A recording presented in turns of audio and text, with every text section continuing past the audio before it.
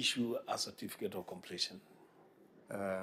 Upon now verification that the project has been completed.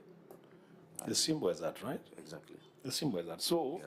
so when you say that money was paid when it had fallen due, then that should be accompanied by a demonstration of the issuance of the completion certificate and expiry of 6 months, and perhaps even a photo of the complete project. That would really help us. We wouldn't even spend a lot of time here. Yes, I agree with you, Senator.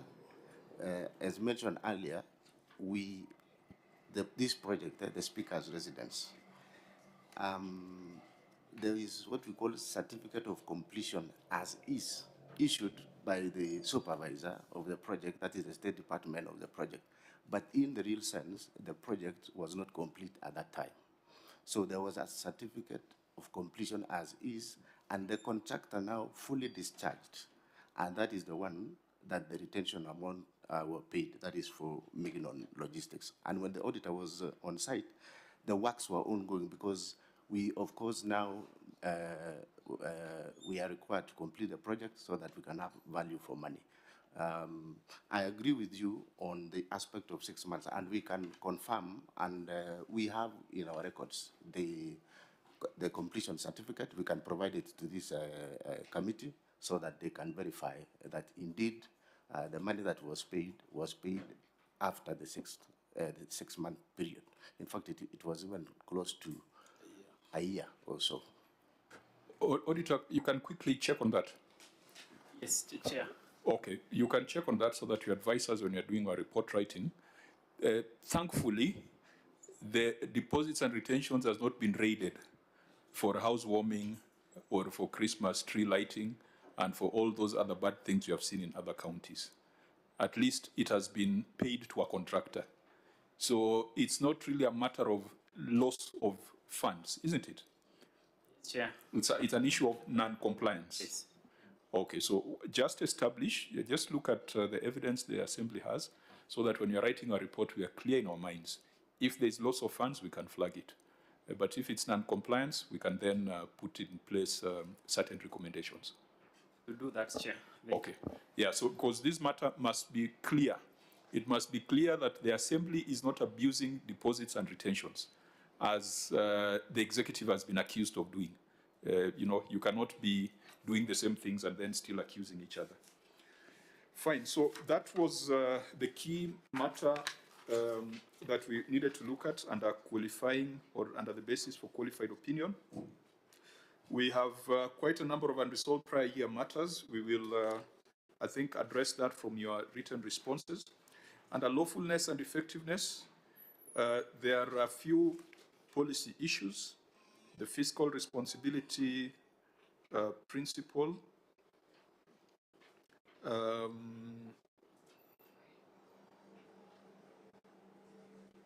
where the county revenue fund is 11% of total revenue versus 7% in regulation. I think this is a matter that the Senate needs to review, because it's the Senate that raises the ceilings under CARA. And so we end up raising ceilings higher than the 7%. And the argument has been that CARA is superior to regulations. So I believe we have a standard recommendation on this particular matter. And the recommendation is to call on the Senate to review the regulations. Yeah, so I think we don't need to belabor this because it's a matter that affects all the county assemblies. 1/3 rule on basic salary.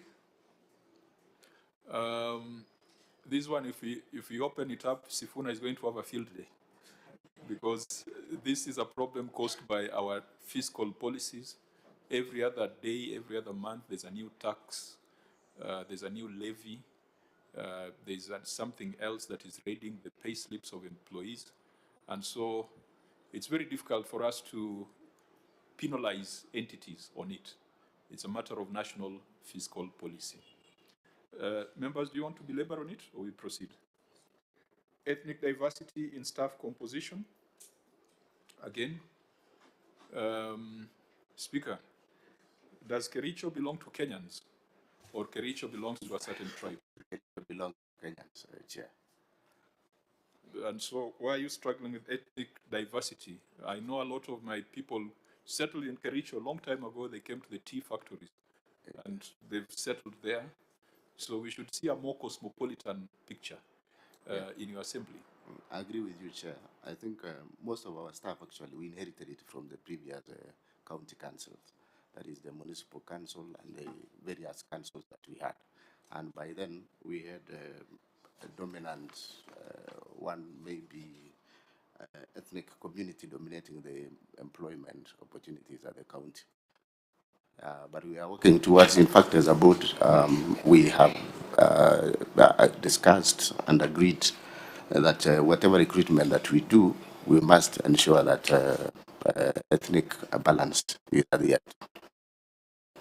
Yeah, but we also want to hear from CAF, you as people who are on the ground, submissions to the Senate that Section 65(1) of County Government Act is not applicable to county governments. Actually, it's not even section. I thought we usually cite the NCIC. Malcolm, the last time we were citing the NCIC Act on the issue of ethnic diversity, it's the one we said we needed to review whether it is applicable to county governments. But what about this Section 65 of the County Government Act? It's a mirror of what's in the NCIC Act.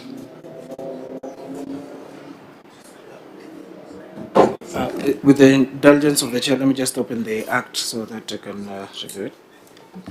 Because then we would say in our recommendation that that provision of the NCIC Act plus this provision of the County Governments Act, we need to do a legislative impact assessment to see whether it's practical. Because the reality is that counties were created on the basis of the districts of 1992, which were created on the basis of ethnicity. There were ethnic conclaves.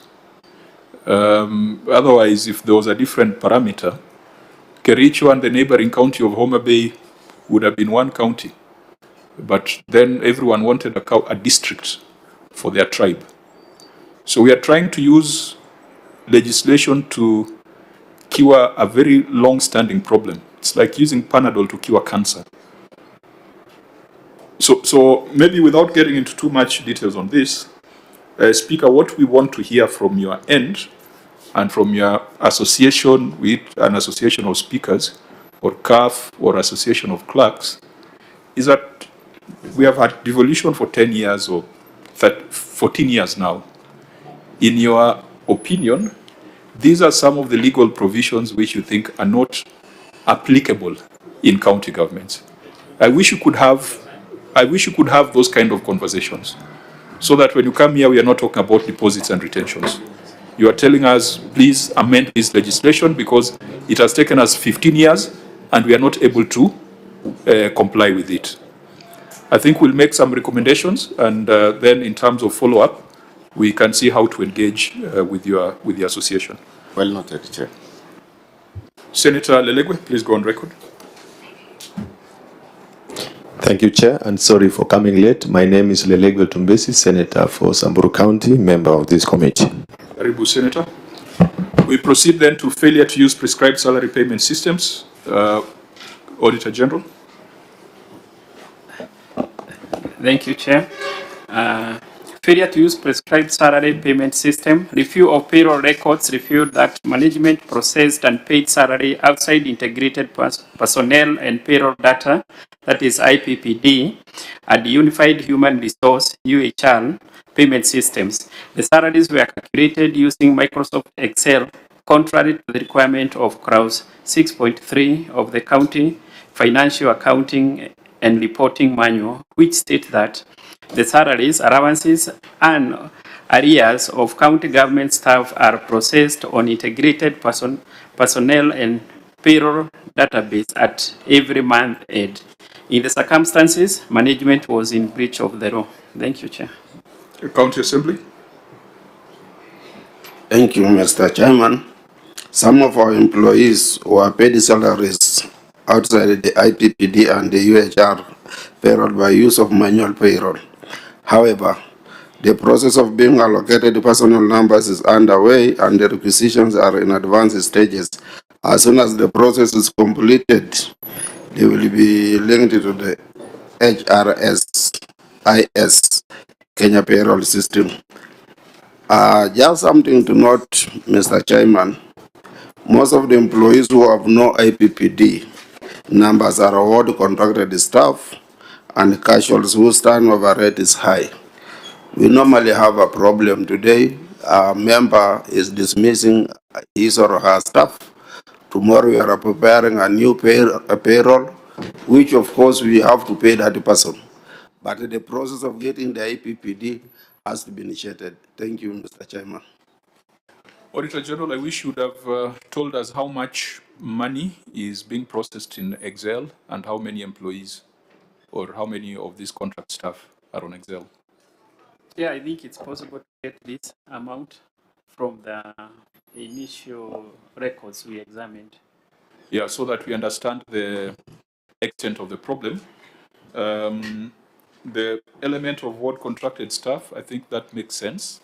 If you understand how the MCA offices operate, but you should have just, when you're writing a report, please let us know how much is it and whether it is this ward contracted staff.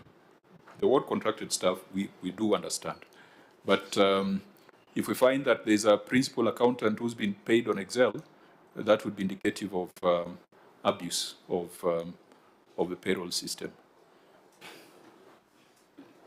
In that, Chair. You can advise us on that as we do our report? Sure. Okay, we'll do that. Fine. If it's restricted to ward contracted staff or the staff without IPPD numbers, that can make sense. But if there are other things that are being processed on Excel spreadsheet, rather than the HR system, that will be just not an unconformance, but we'll call it payroll theft. Fine, you'll advise us. We proceed on issues to do with persons with disability. Auditor, I thought you'd cite the 2025 Act on this, rather than the 2023. Yes, yeah, sorry for that. I think, yeah, the current one is 2025. 2025. Yeah, I because think it repealed the earlier. Agreed. Fine. Again, this is a policy matter which we can keep in view for, and ideally the law does not call for progressive realization. The law calls for immediate realization.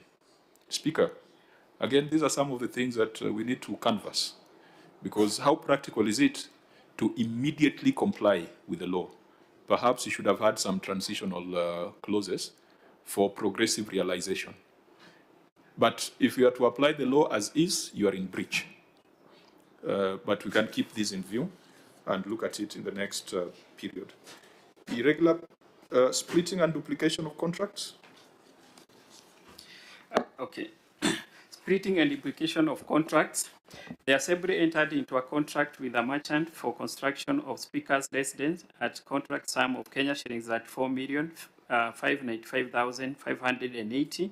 The project commenced on 2nd August 2019 and the completion date was 28th January 2020. Review of contract document reviewed that additional work valued at Kenya shillings 44,059,832 or 1.7% of the original contract price were added, thereby occasioning the contract cost to escalate from original cost of that 4 million to 78 million without prior approval or tendering of the additional work. In the circumstances, management was in breach of the law. Management response. Thank you, Mr. Chairman. The main contract for the construction of the Speaker's residence was awarded in the year 2019, which is true. The scope of works was as stated in the bill of quantities, except for the variations done on site by the project engineer. The engineers from the State Department of Public Works gave a completion certificate as is. This meant the project was not completed and it required some additional funds to complete it. The reason the project was not completed within the contract sum was because of the variations made on site and the long period the project took for completion. The contract sum was 34,595,580, while the contractor was paid 32,349,464 and 5 cents. The remaining works to complete the project based on the engineer's estimates was approximated to be 17,995,540. The works was unbundled to allow for specialized groups to participate in line with Regulation 154 of the Public Procurement and Asset Disposal Regulations of 2020. The works which were done later include electrical installations at Kenya shillings 4,456,800 given to the youths. The doors and the frames are 3,531,963 36 cents. Skimming and paint works at Kenya shillings 4,917,309 and 60 cents. Mechanical works at 3,417,360, and the tiling works at 4,902,735, totaling to 21,226,168 and 32 cents. This is from the approximated amount to complete the building from the State Department of Public Works. Now, there were other works that were not within the contract sum initially. This was the additional works were construction of the main hall, parking, driveways, landscaping, and septic tank, which was around 19,260,000. Then there was the construction of gate and underground water tank at 3,573,664 given to the use. Both totaling 22,833,664. The total cost incurred in the project was 44,059,832, while the amount paid in the main contract was 32,349,464.05 cents, bringing the total cost of the project to 72,609,296 cents. We have an extra number 3 you have answer.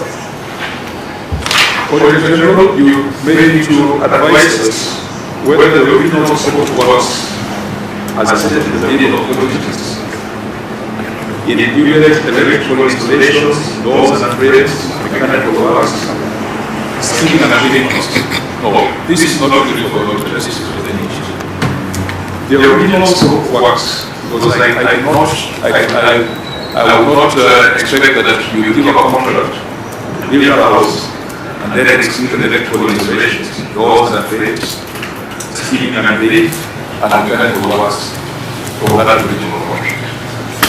So these works which were done valid at 21 years, are they scoped with the original contract? Yes, Your Honor, but because of the two things, number one, the period of this project group, imagine 6 years, over 6 years, the cost of perhaps from the initial time to over 6 years brings such differences. And then number two, the evaluations that were done on site. Those are different about the evaluation site. A house must have doors and frames. A house must have paint. A house must have electrical installation. I'm not talking about the other variations, the filling the wall and the landscape. I'm still on this additional works of 1 million, which in any reasonable contract ought to have been part of the original scope of the works. Or you are building a speaker's house without doors and frames, without paintwork and ceiling, and without electrical installation. Yes, Chair. Actually, this is the issue that we were discussing under the detention about paying for contract and everything. Chair, as you can see from our documents, that the first contract was about $1 million. I think that was which of course we based on the design that had been developed by the State Department of Works. It was expected that by the contractor that started or the end of the scope of works, we expected that probably speakers but what they did is that the residence was not complete and they issued what we call certificate as is, which we have implied that the project was not complete, but the contractor had been started. Now we were left with a shell without the roads, without the place. How do we pay 32 million? Yes, because of the violations mainly that were done on sites. The challenge that we have, Chair, is that the State Department are the supervisors of these projects. Even as relates to certificate of payment, it is approved up here, the State Department. And when we have certificates up to 32 million, yes, without doors, yes, without paint, without electrical installation. we have pushed and pulled in fact the last period. Until now, we were made to understand because we see some of us the issues of construction we didn't understand. So what is certificate of completion as is opposed to certificate practical because certificate of practical completion like we expect that we should have just been having already. So that was the main challenge that was there. That is the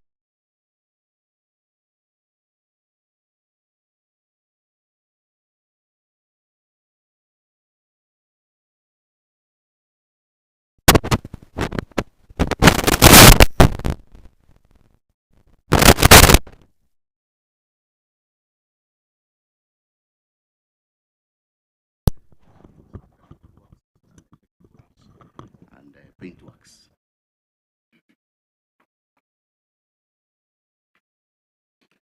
No, so who then takes responsibility for payment of 32 million without delivery of what was agreed? Because these members here, and I think all of us perhaps, we have built something. And when you give a contract to a contractor, unless it's a labor-based contract, but when you've signed a contract with a contractor and you have said, I'll pay you 34.5 million, give me a house and deliver the key. You are bound by time, you are bound to, as long as you're making your payments as per the certificates. And you've gone ahead and paid 32 million.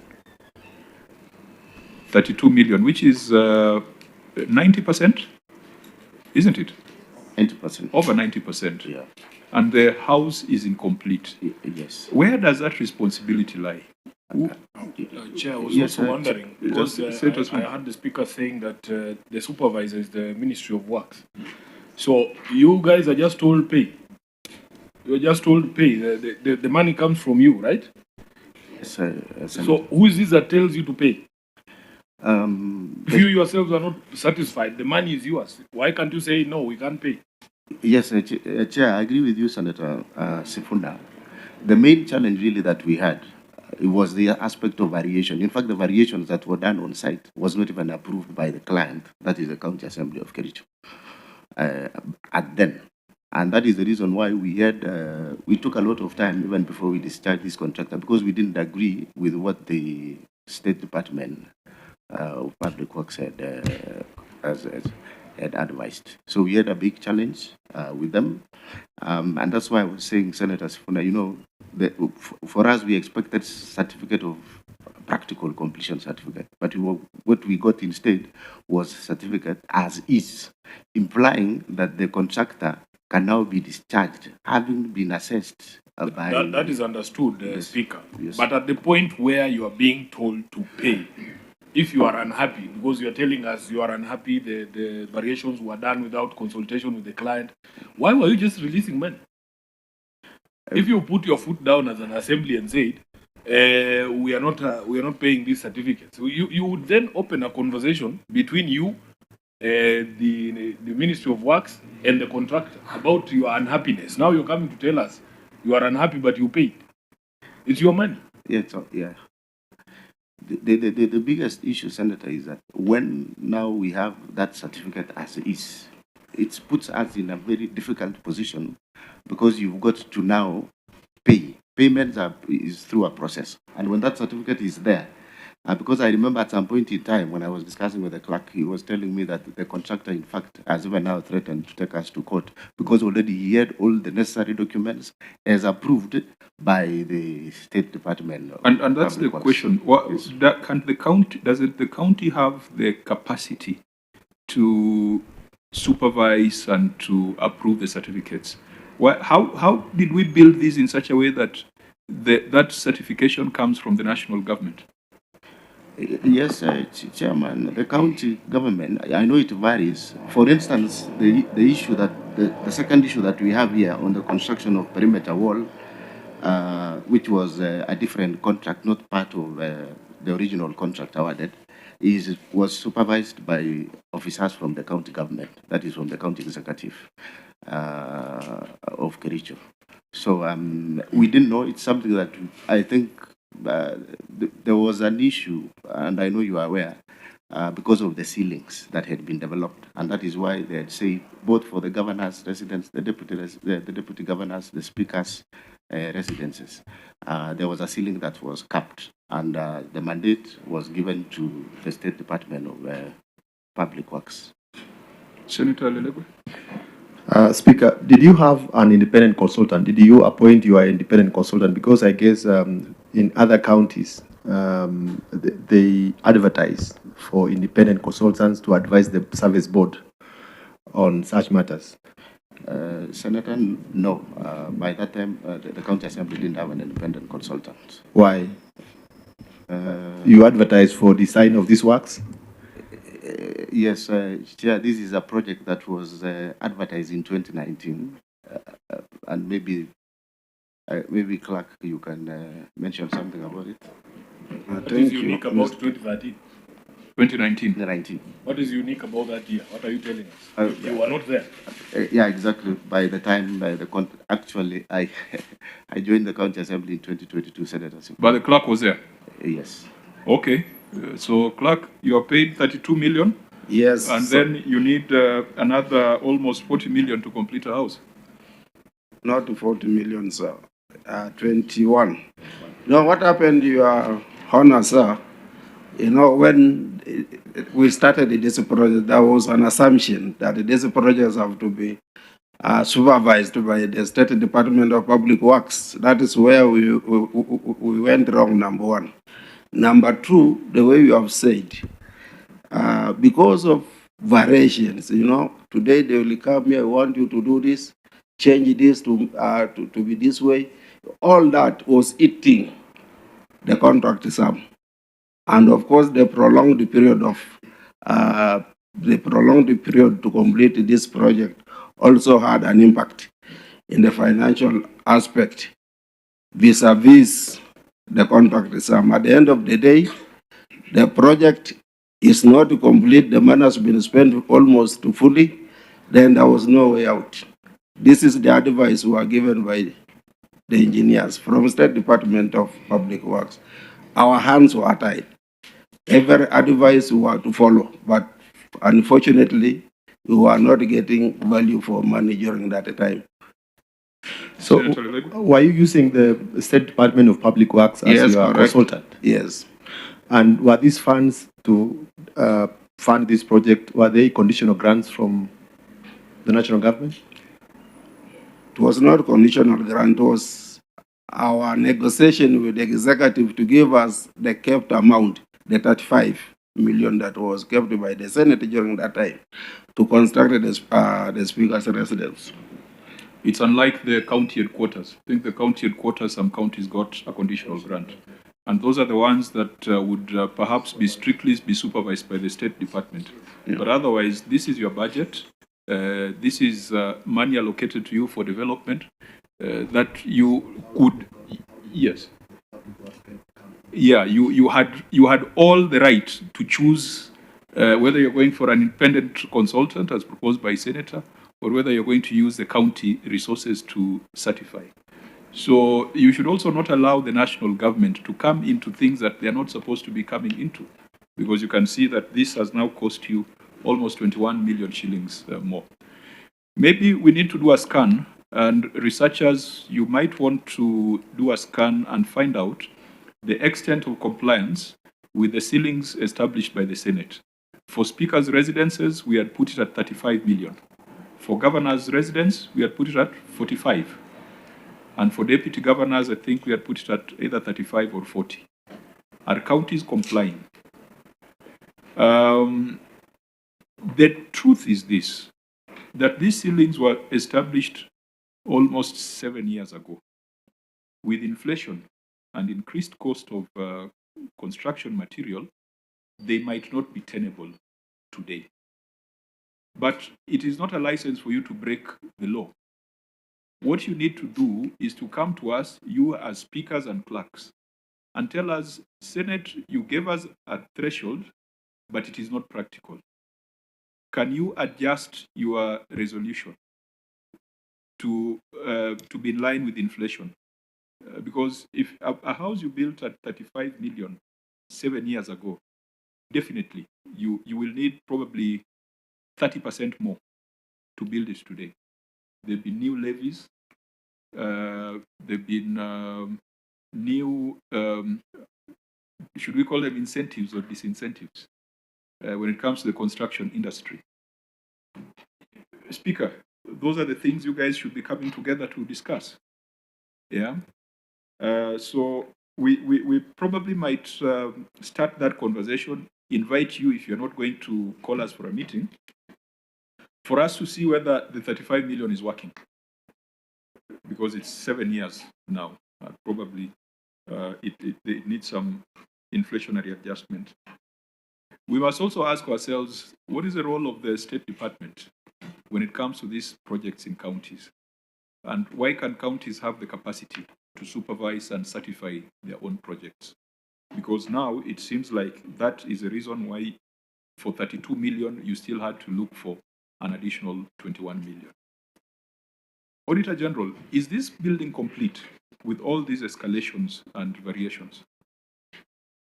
From your assessment, is it complete?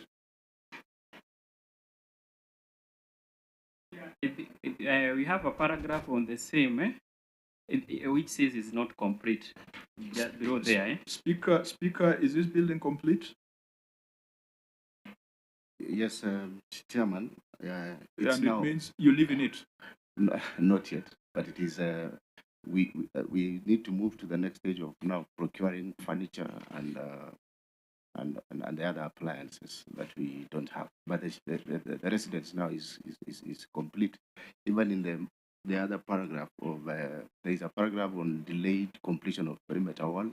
I think again that has been now dispensed, and we even have a certificate of practical completion indicating that it is complete. So we are now moving as we had the last meeting we had with our County Assembly Service Board is that we shall be allocating resources in the next budget, that is from July next financial year, so that we can perhaps equip it so that I can now move in and stay in the house. Senator Chair, I need some clarity from you, Daktari. Yes. There are some documents you've attached here, I think, under Annex 5, which you are calling monthly progress reports between the clerk of the County Assembly and the Ministry of Lands, Housing and the Public Works Department. Mm-hmm. Those documents tell me that there were, again, the document says that there were monthly progress reports How does that accord with the story that you have told us here, that you were never involved even in those variations and everything that was being done? What were these reports for if you are not being involved? And I hope they are signed. Let me just see who signed this. Clerk, is your name there? Yes, sir. So why are you saying the ministry was not involving you in these things? What are these reports for? And see someone called Raymond Koros is the one who prepared I think these are minutes. But, Chair, can I say this? Annexure 5, sir. It is this for perimeter, all the works that we are unbundled. It was supervised now. It is now being supervised by the county works people. So all along, the whole the initial construction was done by the State Department. But when we but that is very interesting, Chair, that you can allow construction for the house to go unattended, but then when it comes to the wall is when you want to be involved. Surely, were you expecting a wall or were you expecting the house? After learning big lessons, you are on, sir. So the wall is properly done? Yes. No, we will. When was the certificate of practical completion issued? Was it during the audit period or after? That will be after. This was 17th July 2025. 17th July 2025. Yeah. Auditor General, was it within this? Chair, I want to confirm verification was done on 4th June. So completion was after we after were verification. On the ground, Yes. I think keep this in view. It raises a lot of questions. Keep it in view. When we are doing our follow-up in after the customary 60-90 days, we will need to do a proper appraisal on the value for money on this particular project and make more recommendations that can cut across the rest of the counties. But I hope that the speakers and clerks can bring a motion or can petition the Senate to revise the ceilings because of inflationary pressure. You can't have that threshold for the last 7 years. Unless, clerk, you think that amount was enough. Oh, no, the amount was not enough. And more so when the structural plans were kind of exaggerated. You know, you can go to a simple house that befits the speaker, but if you go something bigger, you'll not meet the demand of that money. But we have never had any petition from SOCAT or from CAF or specifically from Kericho telling the Senate, could you kindly review this? And Chair, we've seen counties that have built speakers' assemblies and even had a bash in them. Yes. A bonus 5 million for a bash. A bonus 5 million for the housewarming. I mean, what sort of houses do speakers desire to reside in? What is the most speaker? If you came to my house in Nairobi here, the senator's house, that's not enough for a speaker. Not really, Senator. It's just a decent house, maybe that was designed by the State Department of Public Works. Senator Lelekwe. Speaker, when you did you terminate the contract with the first contractor? When did you terminate that contract?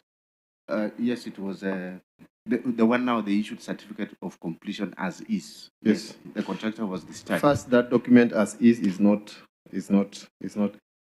We can't see anything. It is there. Yeah, it's there, but yes. Annexure 3. So you terminated the contract on 16th. This is the letter, yes, 16th June. On 16th June.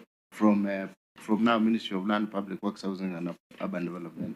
Yes. Department of Public So Works. that is the contract you terminated was for Mignon Logistics Limited. Yes. And you proceeded to pay them again in 2024, December 2024, after terminating the contract in 2023, June.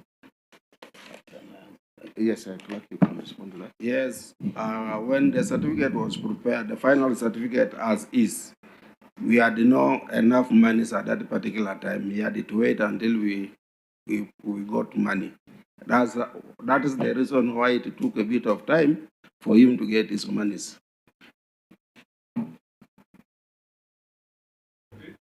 So since that certificate of practical completion was done in July, outside the period the Auditor General was looking at, we want the Auditor General to take a holistic view, because now this thing has gone to 76 million rather than the 35 million that the Senate had put as a ceiling. We shall follow this up at the implementation review meetings and perhaps give firm directions on the matter. We are remaining with just one matter. We thought we'd be done by 12. There is this matter of the County Assembly of Kericho Chambers and Office Block. Irregular payment for terminated contract. Thank you, Chair. Irregular payment of terminated contract. The Assembly awarded a contract for construction of County Assembly of Kericho Chambers and Office Block on 16 February 2024 to a merchant at a contract price of 498,908,309. The contract period was for 156 weeks, commencing on 11 March 2024 and ending on 8 March 2027. However, 4 months after officially taking over the site, the contractor had undertaken minimal activities on the ground and consequently was issued with a first warning letter on 3rd July 2024 for minimum performance, failure to submit to the project manager a revised work program, and lack of any contractual reason for failure to execute works. Following the site meeting held on 6th January 2025 between the contractor, County Assembly Service Board and Project Implementation Committee, a mutual agreement was reached to terminate the contract due to minimal work done for the period of more than 1 year. The contract was eventually terminated and Kenya shillings 15,861,468 being interim payment for certificate number 1 was paid as per the statement and measurement thereof. The management failed to carry out due diligence on capacity of the contractor, and payment of Kenya shillings 15,861,468 was irregular since the contractor was in breach of the contract for non-performance. The management should have released the board. In the circumstances, the government did not get value for Kenya shillings 15 million paid to the contractor. Thank you, Chair. Management response. Your Honor, sir, the County Assembly had undertaken due diligence before awarding the contract to the said contractor. Furthermore, the contractor was the lowest responsive evaluated bidder, which was also within the budget ceiling. However, upon handing over the site, the contractor was moving in a very slow pace in his work, hence necessitating the client to issue the contractor with a warning letter. After negotiations, there was a mutual agreement to terminate the contract, and only the works which had been certified by the project engineer from the State Department of Public Works was paid for. There is annexure number 4 to that effect. Does the annexure number show 4. the works that had been certified? Yes. So what works had been certified? Because this would be one of the easiest ways of making money. You get a contract, you don't perform, you get paid 15 million to go home. What is it that they've done for 15 million? Yes, Chair, there are some joint measurements done. Is it here? Yes. In your appendix number 4. Site progress work, Your Honor, sir. Site progress works against the work program. Where exactly? Just yes, page number 2, site progress of works against work program. As you can see there, the activity, the schedule, the actual, and then the remarks. For instance, mobilization and preliminaries, site clearance, demolitions. I'm lost. Which document are you looking at? That is annex number 4. Yes, that one. Page number 2. Yes. On top there, site progress of works, yes. where you have mobilization, site clearance, demolitions, etc. Yes, Chair. Excavation and earthworks, cutting away soil from site, and access to site. So then there were also materials on site. That's the next page. Yes, 330 tons of ballast, 150 tons of sand, 4,000 feet of timber, and 10,000 liter water tanks. So again, that certification was done by the State Department of Public Works. Correct, Your Honor. Why did you go for State Department of Public Works rather than your county resources?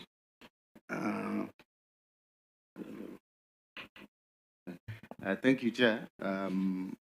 I think because of this issue of ceilings, and they are the one who developed the designs, and there was an advisory that they are the ones to supervise the project, cutting across all the county assemblies. I don't know the one that has been given the conditional grants, but if you look at it, because this has been the main challenge, we have been discussing actually at CAF on this issue of State Department of Public Works and Speaker. Yes. For assembly chambers and offices. Yes. I don't think there was a centralized design.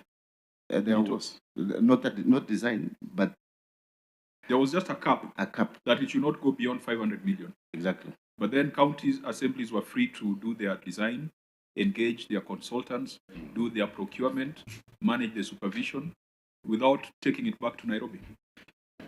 Yeah, I think it is the same notion, Chair, that we had, that perhaps we have a department, a state department, that we expect that they should be the one really when they advise, because of the aspect of the capacity. This, maybe just to mention, is that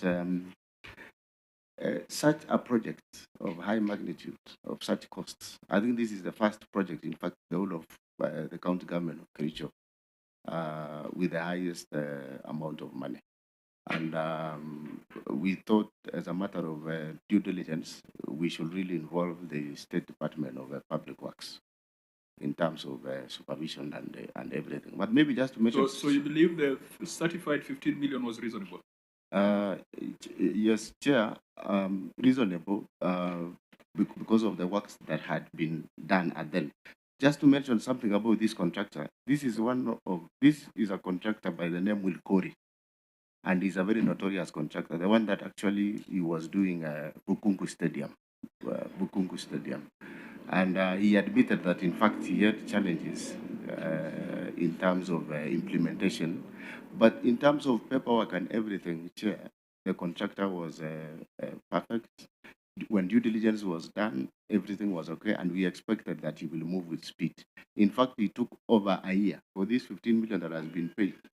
I think it took over like 6 months to even just holding site, and the very many challenges that he had, and he admitted that he was not able to proceed. The only thing that we did is that since we had been given a ceiling of 500 million, we made sure that the other contract now, having agreed, we awarded it now at a cost of not more than 484 million, so that we could not surpass the ceilings, the cap that had been set in terms of the amount. Now, Auditor, at what point does a performance bond come in?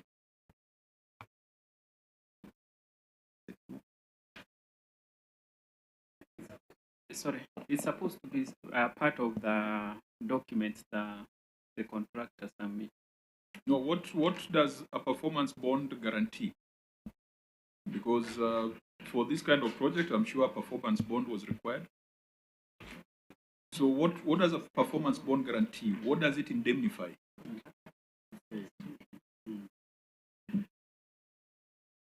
Yeah, it covers the grant in case the contractor does not perform. So in this case, the contractor did not perform? That was our fee. We never performed. What was the value of the performance bond on this? Isn't it usually a percentage of the total sum?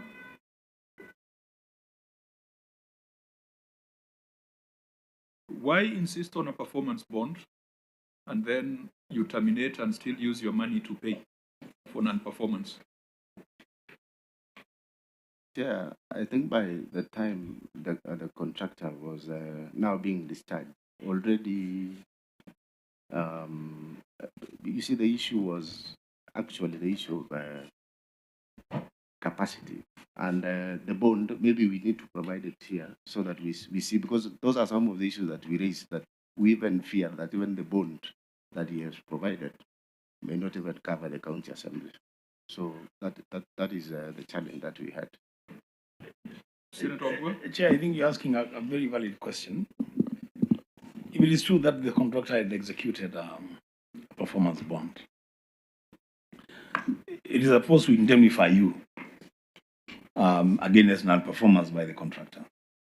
But in a situation where he has executed a performance bond, he doesn't perform, but you still pay him to exit. How does that sit? Yes, Senator, as I said, the challenge that we had with this contractor was capacity. Slow implementation or slow construction of this assembly chambers and offices. And he alluded many times that in fact he was waiting to be paid the Bukungu project so that he can come and proceed with the works. So, Chair, I think the most important thing to note is that whatever he was paid here is the amount that he had discharged. Is the amount actually that was due to him because of the works that had been done. So it was a certificate that was raised and now totaling to 15 million. I'm not a quantity surveyor, but I've looked at the annex and the things that this guy is supposed to have done: mobilization, site clearance, demolitions, excavation, cutting away soil, accessing the site. The only material that I see here, I am not sure they would cost more than 1 million Kenya shillings. Actually, not even anywhere near there. Some ballast, sand, timber, and 3 water tanks. Where he come from, a water tank costs 60,000 shillings. So 3 of them would cost 180,000. 15 million, if you ask me, Speaker and Clerk, it's a bit too high. I don't know. Yes, Chair, I think maybe to dispel that fears, we have the certificate that was raised, and I will request that maybe we table before this committee, we can send it to you with your permission so that you can perhaps confirm. Senator Lilegwe?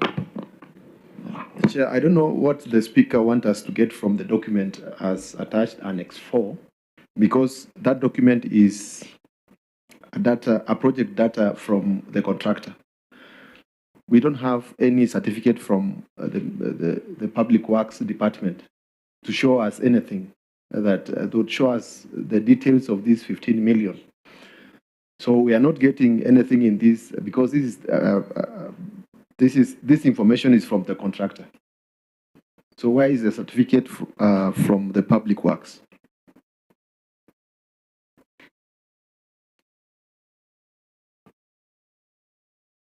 Your Honor, it's just unfortunate that we did not enclose that certificate. It's supposed to be attached to this letter from the contractor. We are sorry, but the certificate was prepared by the State Department of Public Works, and we have it.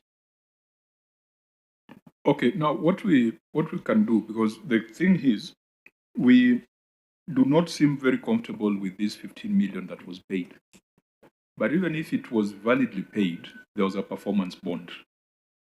Why can't we demand indemnity from the body or the company that issued that bond? Clerk. You have terminated on the basis of non-performance. And that's why there is a performance bond to protect the client, not the contractor, isn't it?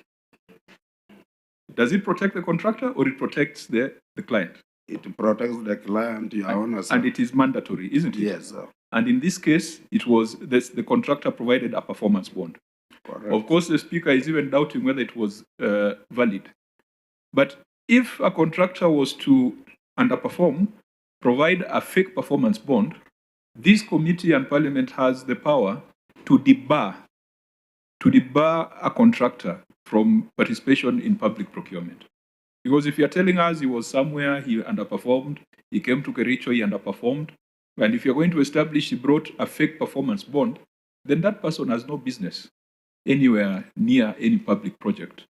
So, Auditor, we would like you to demand a copy of the performance bond, look at the terms, and advise us on whether the bond allows the county to seek indemnity for the 15 million that was spent. If it's a fake bond, then first of all, it will call to question your procurement systems, because there has to be a way of verification of bonds or any other guarantees that have been presented to you. But if it is fake, then this contractor should not be allowed to do business with any public entity in future. I will do that. Honorable members, I think that brings us to the end of the critical issues that we were to look at with regards to the Kericho County Assembly. The three things that stand out is the issue of the Speaker's residence, which the Auditor General is going to do a further review now that a certificate of practical completion has been issued. The County Assembly chamber and offices. And Speaker, there is a temptation by assemblies to go the Homa Bay route in terms of building this infrastructure. Homa Bay went to, I think, CPF and did a tenant purchase scheme agreement, which strictly speaking is a loan, which requires a guarantee of the national government. I want to discourage you from following that route until you're absolutely sure of the legal implications of what you're going into.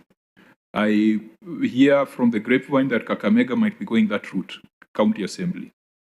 I want you to be extremely, extremely cautious about that route, because a TPS is a mortgage. A mortgage is a loan. A loan under PFM requires a guarantee of the national government.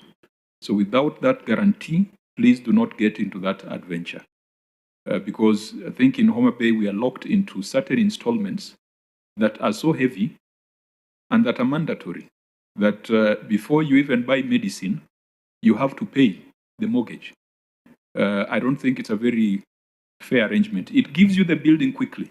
You have the building, you can move into it. But then the financial implication, especially with the strains by county government and delays in exchequer releases, sometimes a county ends up defaulting, and when it defaults, interest keeps piling, and then the building becomes much more expensive than you thought it ought to be. So please do not go that route until you are sure that you can get a guarantee. Use your development budget, and if you have problems, you can approach the Finance Committee of the Senate, and they can always assist you in revising your ceilings. So I think that summarizes the key issues that we have dealt with regards to Kericho County Assembly. Once again, this is what we expect of you as the chair of the County Assembly Service Board and the clerk as the accounting officer, that you take time to come to the Senate, and you can tell that the conversation at the Senate is not about witch hunt or blackmail or harassment. We are very keen on making sure that county assemblies function. Once again, we congratulate you for seeing it fit from time to time to refer matters to the Senate. We shall always stand with you, even if we don't always agree with you. That brings us to the end of this session. Honorable members. Just a small comment on that. If I remember correctly, the issues with the efforts to bring accountability in Kericho always failed at the arithmetic hurdle. And I think twice the question of numbers and threshold for the impeachment was the problem. That is not to mean that there are no issues in Kericho. And we understand the situation in which most of these assemblies are operating and the sort of leverage some of these county executives have on them. So the people of Kericho, as the chair has framed it, should not look at the Senate as, or at least the Assembly should not look at the Senate as an impediment. That we are also bound by the law. There are issues with devolution, and we will always be there to support that cause. Thank you, Chair. Chair, Public Accounts Committee, unless you have something to say in closing. Thank you very much. I think I want to appreciate the Senate for oversighting the county assemblies and the county executive as well. And also, maybe I would like to also request for a session with your committee so that you can also engage and learn more on oversight.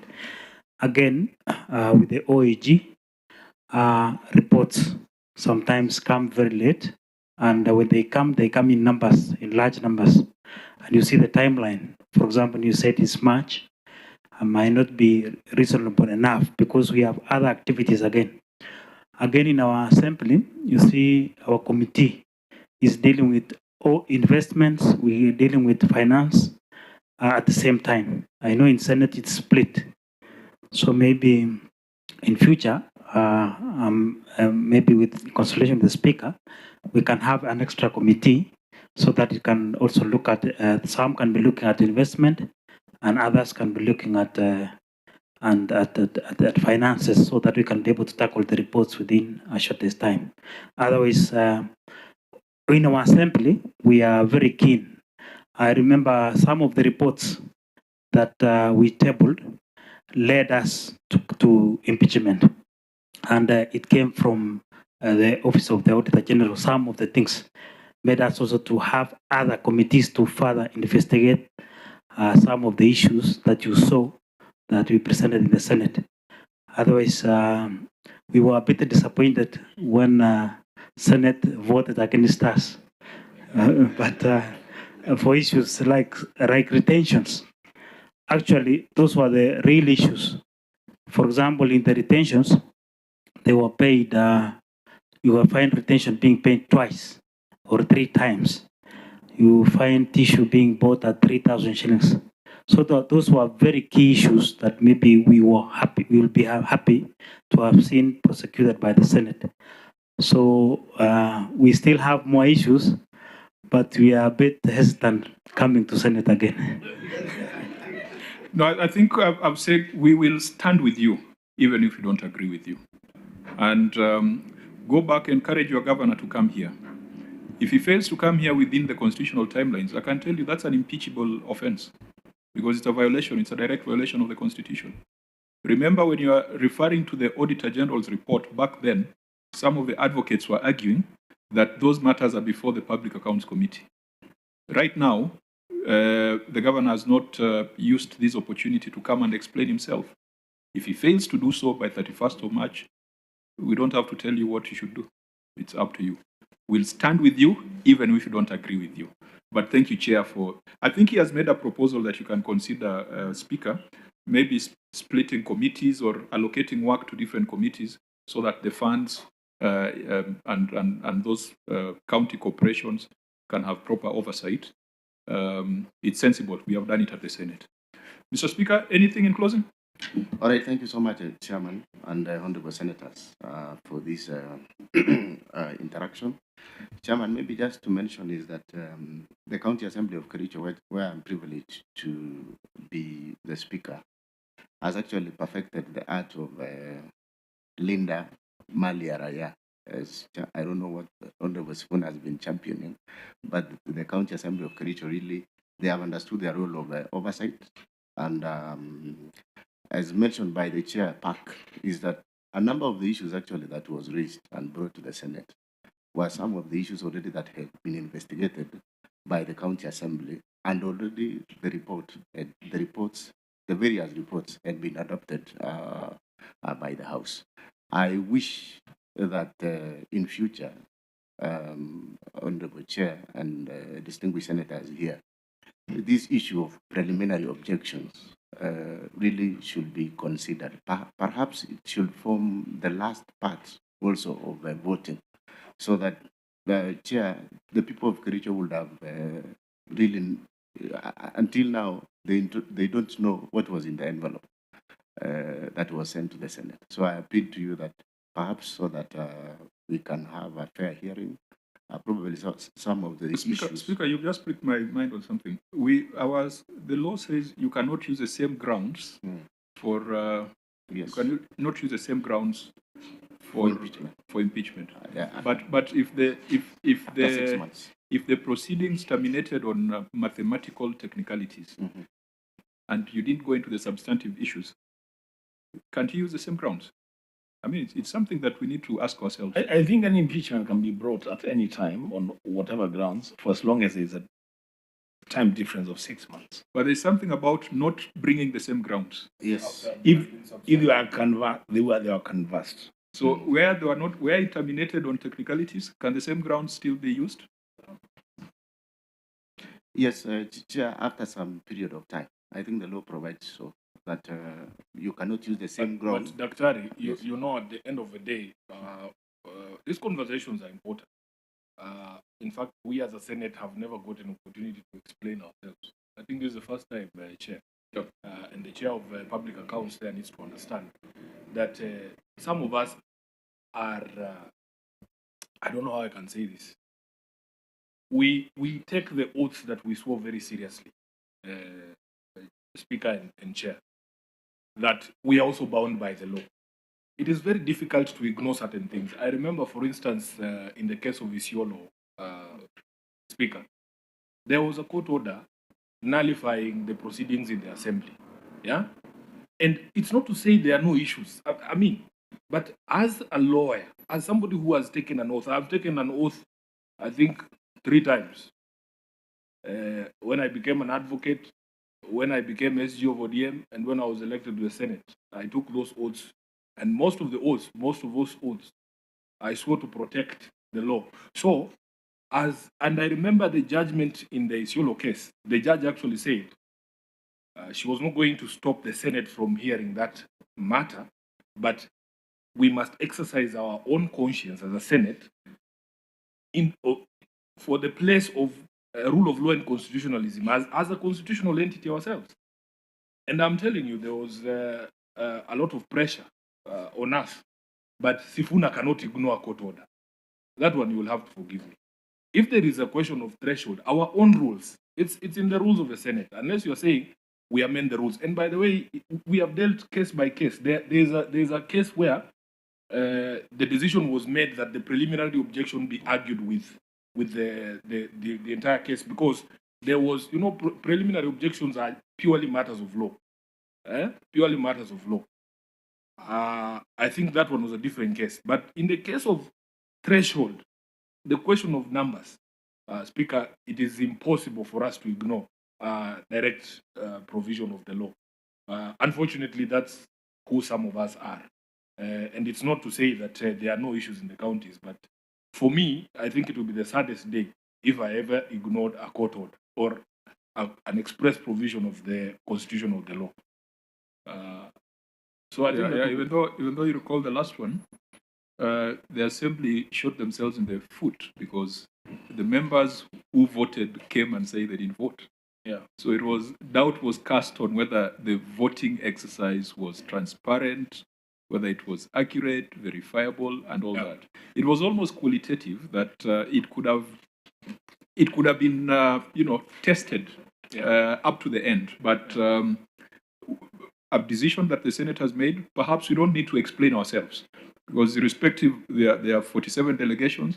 Maybe each delegation had a different view of matters. But what we want to encourage you, as Senator Sifuna says, if things are done properly, we shall apply our minds to the matters that are before the Senate. Chair, allow me to say something on that issue, because it's an important issue.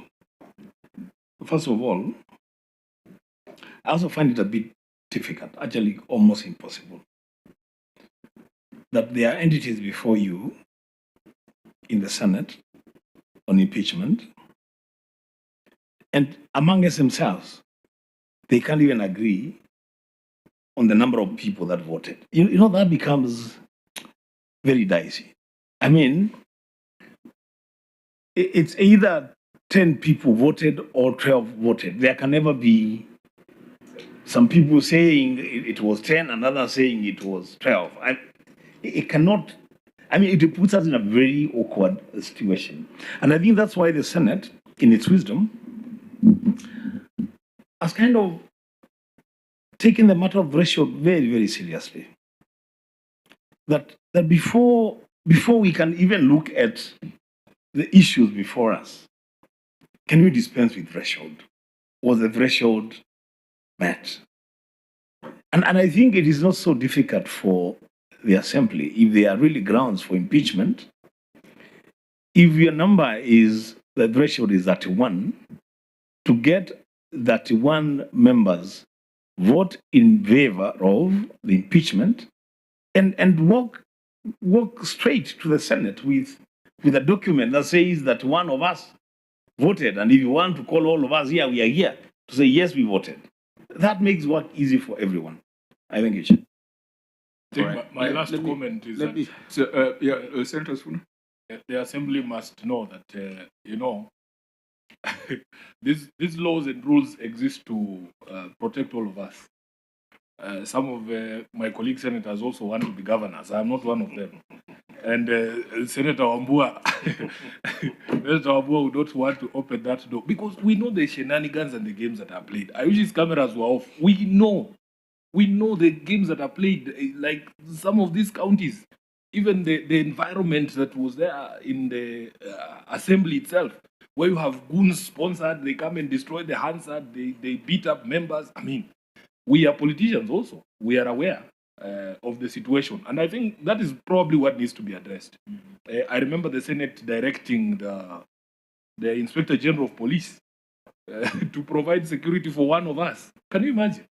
Because of these proceedings that can be quite acrimonious and people play all sorts of games.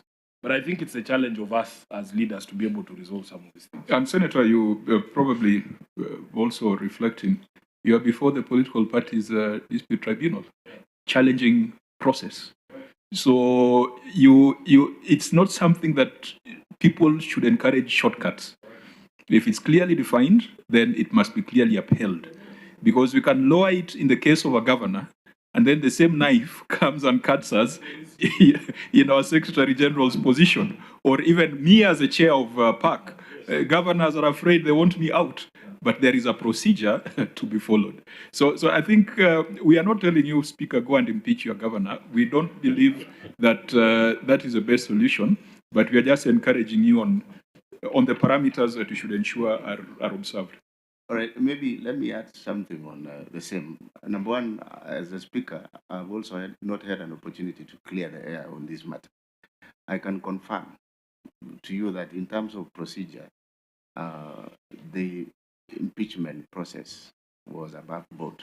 And in fact, back at the county assembly, there was threshold that was met. There are a lot of dynamics, Chair, now having been the speaker now for these 3 or 4 years. And I realize that you are politicians, and I wish there are some things even that we cannot discuss sometimes on camera. But just to confirm that indeed there was the honorable members of the county assembly voted, and they voted to impeach the governor. The only issue that I need to maybe say, because this is something that we felt that the Senate at some point in time should have considered, is that you have recommended and you have indeed said that you cannot determine who voted electronically or not. And you call for an expert. And when that expert comes to the Senate, and when the expert gives his or her opinion, you say, no, we don't. You still vote for that opinion. And we are relying on an expert. That is something that maybe perhaps Senator Wambua and Sifuna and yourself and Senator from Samburu, you should pick that, because then why do we have experts? And you are the same house who have requested for opinion from the expert. And the expert have said the system was verified. So that is something, Chair, that needs to be relooked at. I mean, was that the expert who was dismantled by Ongoya? Speaker, it's an important conversation to have. But let me tell you, you cannot say that because an expert has come before you, that everything he says or she says is a gospel truth. It doesn't work like that. You know, even the evidence by the expert must be tested. That is why you go to a doctor. Like this morning, I woke up and went to see a dentist. And you also, after leaving that place, you want to go and seek a second opinion from another doctor. Because some of these experts are also experts, you know. And I'm not saying your expert was also an expert, but I'm saying, yeah, I mean, the evidence that they give, the evidence that experts give must also be tested. And if it doesn't meet the threshold, then that's what it is. And finally, Chair, I want to sincerely thank the Senate, maybe through you, for we have been partners, the County Assembly of Kericho and the Senate. But more specifically, I want to appreciate the Senate for approving the law on financial autonomy of the county assemblies. In fact, it will go a long way in sorting out these issues that we saw in the last impeachment. You know, really, the county assemblies have been relying on the governors. And Chair, I'm sorry to say this, that we have governors who are the modern pharaohs, because if you don't agree with them, they will only give you salaries. That has been a case, for instance, in our county. It has been a very serious issue where you've got to kneel before a governor so that resources can be released to the county assemblies. It's just because that you have an assembly that are very strict on oversight, you become an issue or a problem to the governor. So I want to appreciate the Senate and even the National Assembly for doing a very good job, and we hope that now going forward, the county assemblies now will be able to discharge their duties without fear and favor. So I want to sincerely take that message to all honorable distinguished senators for the good job that they have done. Thank you, Mr. Speaker. Also express our appreciation to your colleagues, because I know some governors have called their speakers and clerks and told them, since we are not going to the Senate, also don't go to the Senate. And I think we are proud that the speakers and clerks across the country have decided that watalinda katiba, tuendelee kulinda katiba. Because that... Chair, I think we also have a problem because this issue is going down to the CCs. When we want to call someone the CCs, they also have a tendency of starting to fail to come and account in the county assembly. So it's not only the governors. So you see, oversight is going to be affected all the way from the Senate downwards to the county assemblies, because I saw even recently, when you try to summon a CC to ask a question, they tend not to want to come because they are seeing their bosses, if their boss is not going to be touched by the Senate, then even us at the county assembly, we are having issues. The impunity goes down downwards, yes. No, I think I want to encourage you, because there's a motion that we are submitting to the House next week. We shall debate and have it adopted, where we are saying the basic principle in financial management is that you cannot be given more money if you have not accounted for that which you had already been given. And once the Senate adopts that motion, we will be calling upon the control of budget not to authorize release for the executive in a case where they have not completed the accountability cycle. That accountability cycle is defined in Article 229. So if the Senate can have that power, then I believe even the county assembly can have that power in a devolved state, so that they know that if they don't come before the Public Accounts Committee of the county assembly, you have the power to ask the control of budget to freeze accounts until they do the right thing. We are starting it with the governors, and once we are successful with the governors, I think it can come down to the CECs in the counties. So with that, we close the meeting. We were supposed to have closed at 12, but the conversation got interesting. I think I was winding up by saying clerks, speakers have defied the impunity of governors, where they are calling upon you to boycott appearance before the Senate. You have done the right thing. Mnalinda katiba, na tuendelee kulinda katiba na kulinda ugatuzi. The meeting is adjourned. We wish you safe travels back to Kericho. Honorable members, we'll adjourn for about 5 minutes to allow for setup of the room for our next meeting with Makueni County Assembly.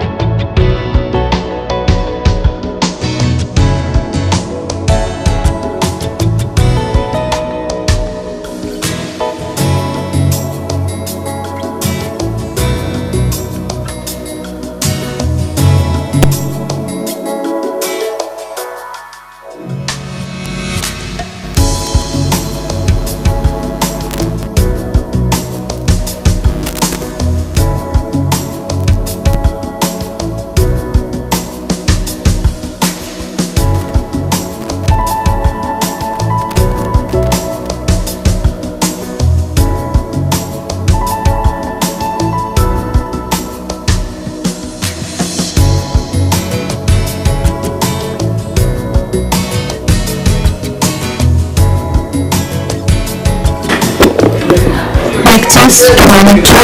Mic test 1, 2. We are here before the Public Accounts Committee on Friday, the 13th of March, waiting for the next entry on an entity. Yeah. We are about to start in a few minutes, so ladies and gentlemen, if you just take your seats, we are about to start in the next 5 minutes. Hujamaliza kusikia?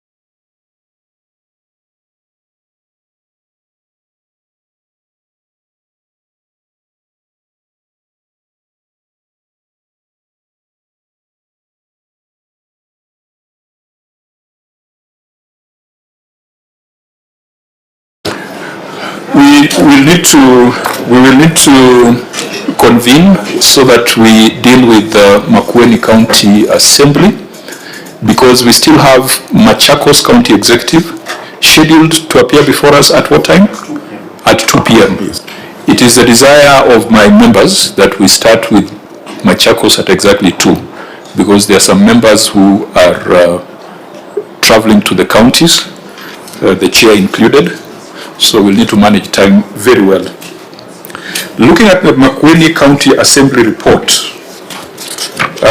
I can see that we don't have very significant issues. Auditor, could you just let us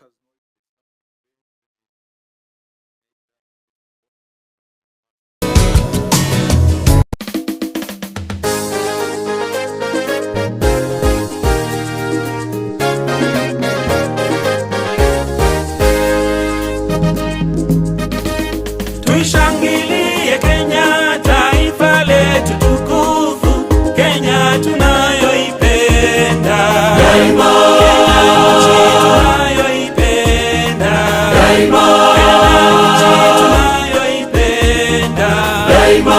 Twajivunia sana tukijiita wa Kenya, nchi yenye baraka daima.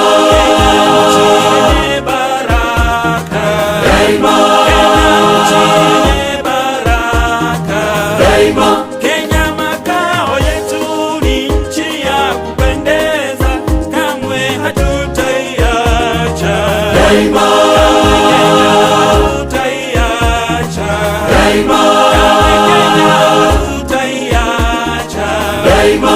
Anayependa Kenya ni yule mwenye kutenda haki kwa watu wote daima.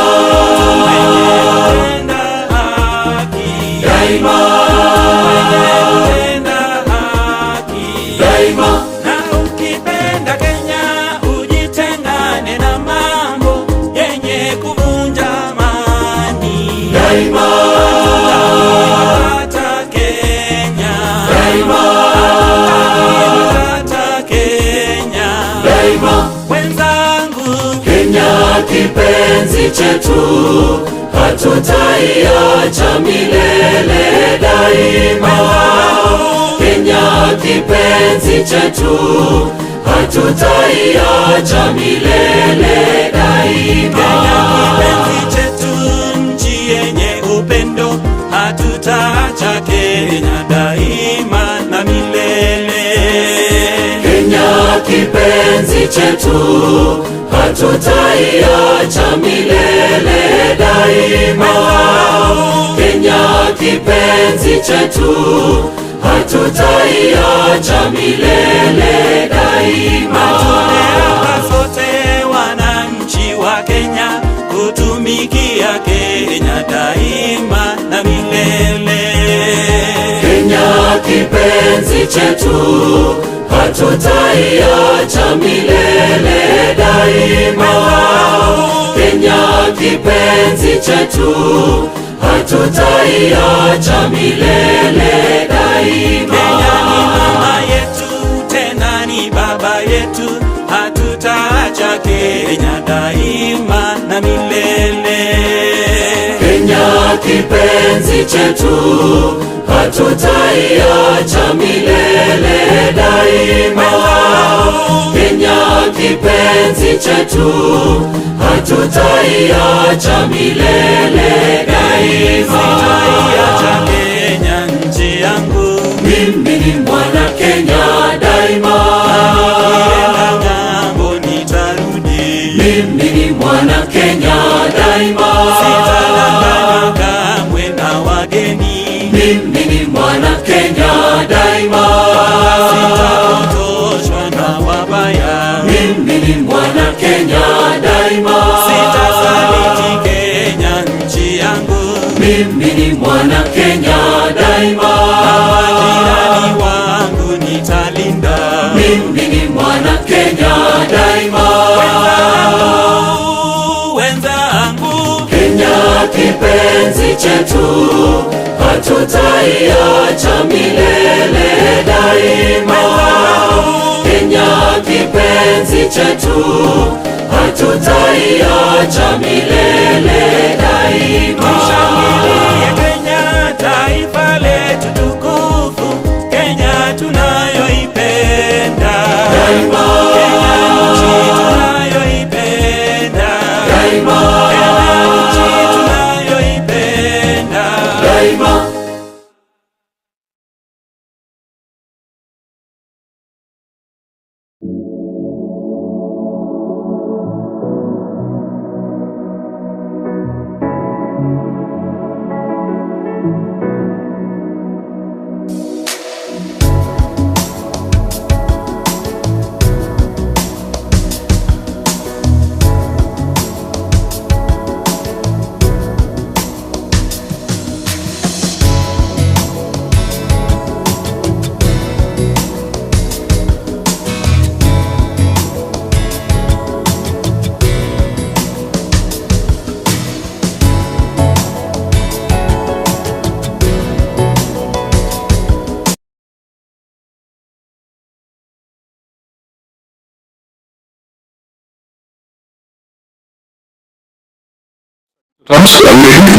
Chair, we are ready.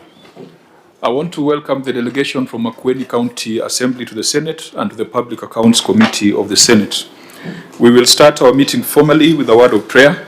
I will ask the Deputy Majority Whip, Senator Lelegwe, to lead us in a word of prayer.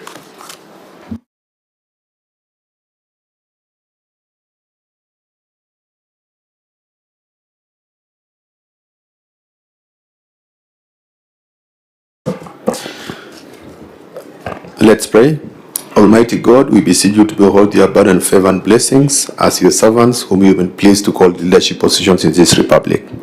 We seek guidance to treat and consider all matters that shall come under deliberation in so just and faithful a manner as to advance the peace, prosperity, and welfare of our country and of those whose interest you have committed to our charge. Amen. Thank you, Senator Lelegwe. Senator Wambua, now we have joined the league of those who pray 3 times a day. So far, we prayed when you woke up, you prayed when we started the other meeting, we have prayed now, and we are still going to pray and until bedtime. We have a very clear agenda and a very short time. Within the next 45 minutes, we want to consider the report of the Auditor General on Makueni County Assembly.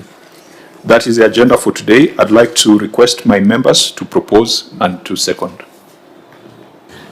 Chair, I propose adoption of the agenda. Thank you, Senator Wambua.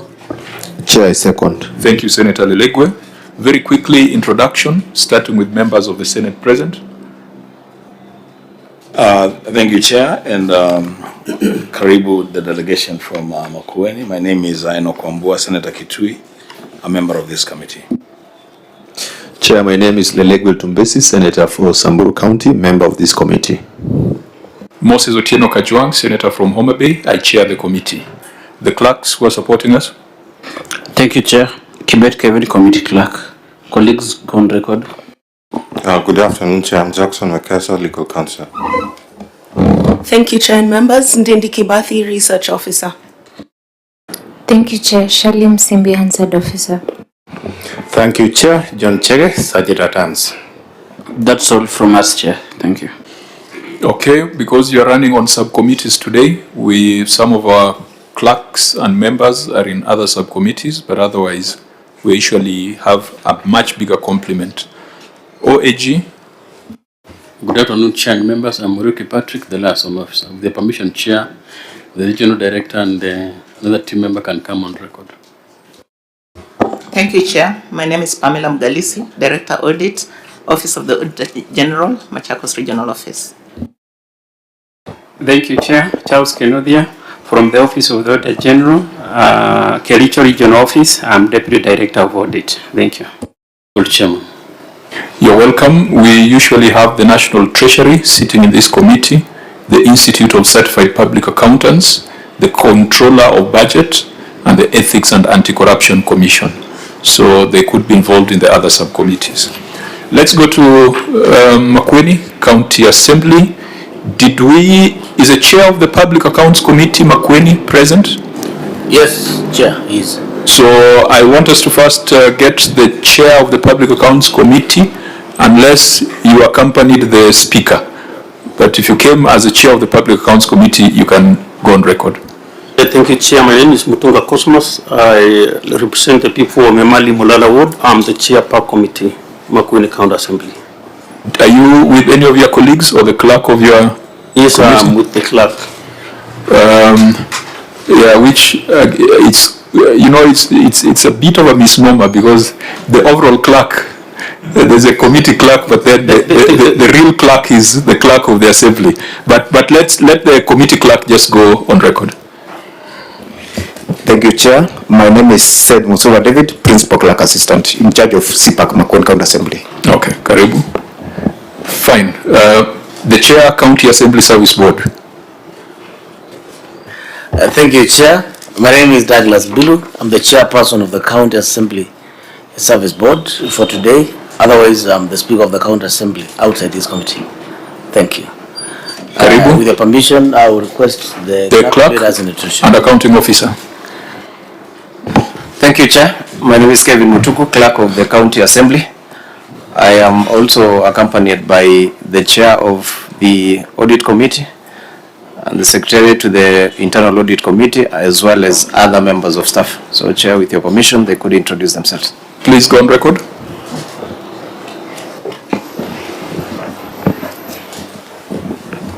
Thank you, Chair. My name is Thomas Ndambuki, Assistant Director, Legislation and the Procedure. Thank you.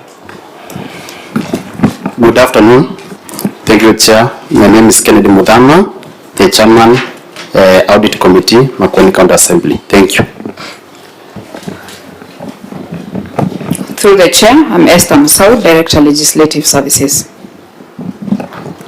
Thank you, Chair. Director Finance, Francis Maitha.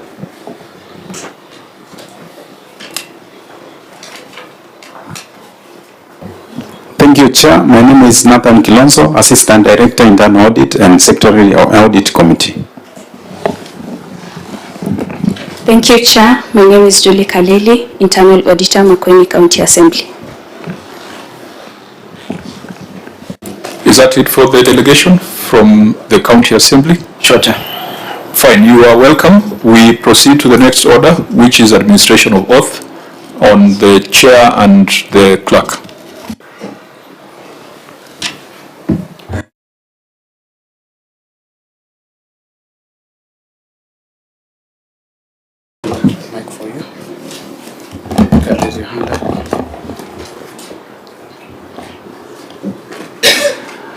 I, Douglas Blue, do solemnly swear that the evidence that I shall give before this committee in respect to the matters before the committee shall be the truth, the whole truth, and nothing but the truth. So help me God.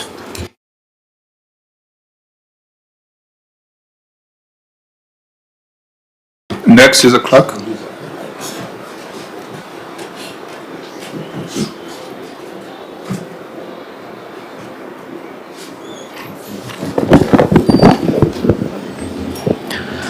I, Kevin Mutuku, do solemnly swear that the evidence that I shall give before this committee is in respect to the matters before the committee shall be the truth, the whole truth, and nothing but the truth. So help me God. Next will be your tabling of your written responses.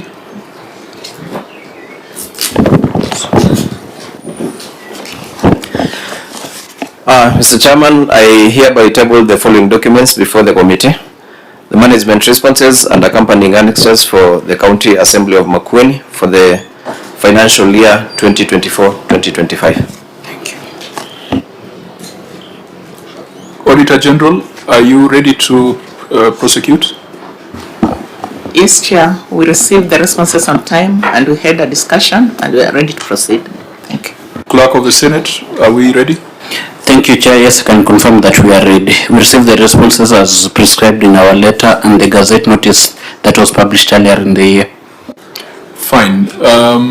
Before we go to the Speaker and the Clerk, the Chair of the Public Accounts Committee, could you let us know whether you have considered these reports and made your recommendations to the House? Yes, I confirm that the report was adopted on 9th this month, and as a committee we've made the necessary recommendations to the Do you have a copy of your report as adopted by the House? Yes, I have a soft copy with me. I wish you would have come with a hard copy properly, properly marked so that it could be tabled to form part of our meeting today. In management response, it is annexed there.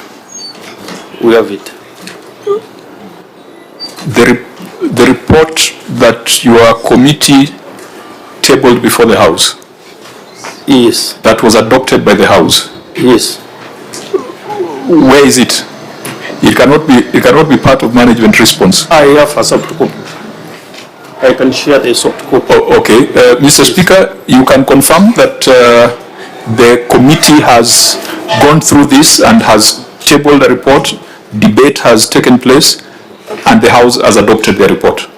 Chairperson, that is the case. And in fact, when the report was adopted, I gave directions that a copy of the report be supplied to the clerk of the Senate. And I presume when the clerk was filing the documents for purposes of this meeting, a copy was annexed. Okay, clerk of the Senate, do we have that? Yes, Chair, I can confirm we have it.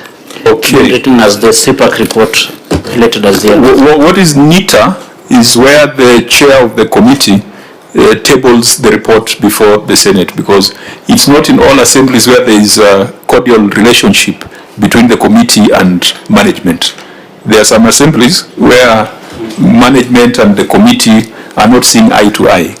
So I think progressively, where the assembly, where the House has already adopted the report, it would be need for either the clerk or the chair of the committee to table it.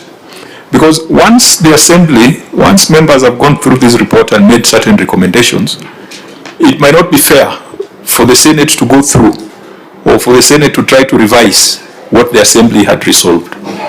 Secondly, where that information is brought to our attention in good time, it might not even be necessary for you to come before us. But that notwithstanding, you are here. So congratulations, County Assembly, for doing the right thing. I know that your county executive had an unqualified opinion, and so we might not have invited them to appear before this committee, but I hope you, despite the unqualified opinion for the county executive, I hope you've been able to look at that report. Oh yes, we have gone through it, we have picked some issues, and we have made some recommendation too from that report. Have they been adopted by the House? Oh yes, it has. For the executive? Yes. Well done. I think this is the second assembly that we have seen where the Public Accounts Committee is working. Congratulations. We want to let it be on record that the Senate commends the Makueni County Assembly, particularly the Public Accounts Committee, for fulfilling its constitutional mandate under Article 229. YG? Chairman, please allow me to say that Makueni County Assembly is one of the assemblies that we work closely with as OAG, because they invite us for all the meetings that they undertake there. Even our liaison officers go to attend those meetings in Makueni. So I can confirm that it is true the committee, Public Accounts Committee, is very effective, including with the Audit Committee. Thank you, Chair. And I hope when they were doing the consideration, your office was involved. It was not an ex parte thing. We were involved, Chairman. You were involved? Yes. Okay, so then, members, I don't think we need to waste too much time.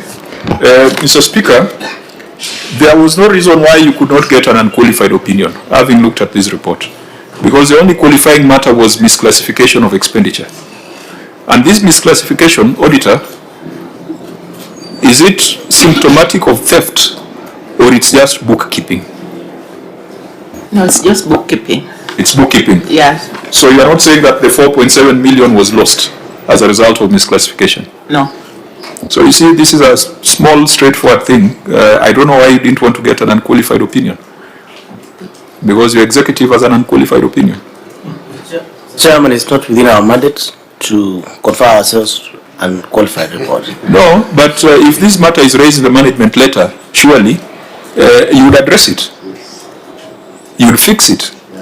And then, because the Auditor General tells you this is the only qualifying matter, and I think they give you time to resolve it, isn't it?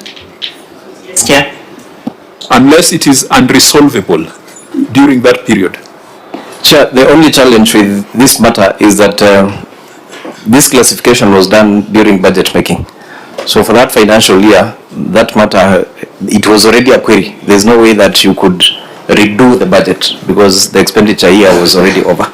So that's why we still had the matter, despite having noted the matter during management.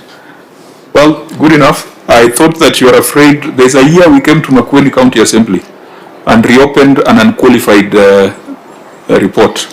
And there were so many issues. So I thought that that is what you are afraid of being put under the microscope for having an unqualified opinion. I don't know whether you were the speaker then when the Senate came to Makueni. Yes, I was.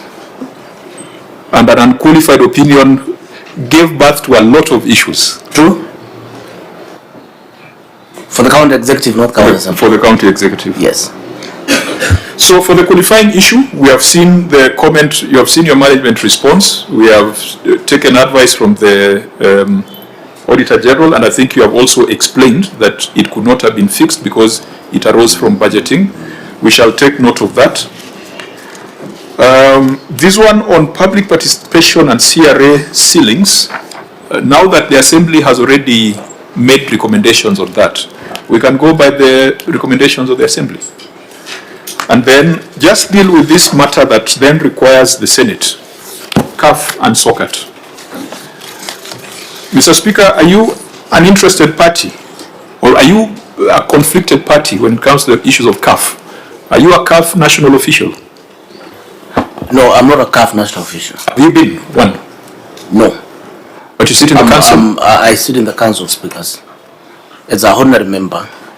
But you are the wise man in CAF because you have been there since 2013. I advise when required to do so. Have you been there since 2013 or 2017? 2017. 2017. From 2017, yes. Okay.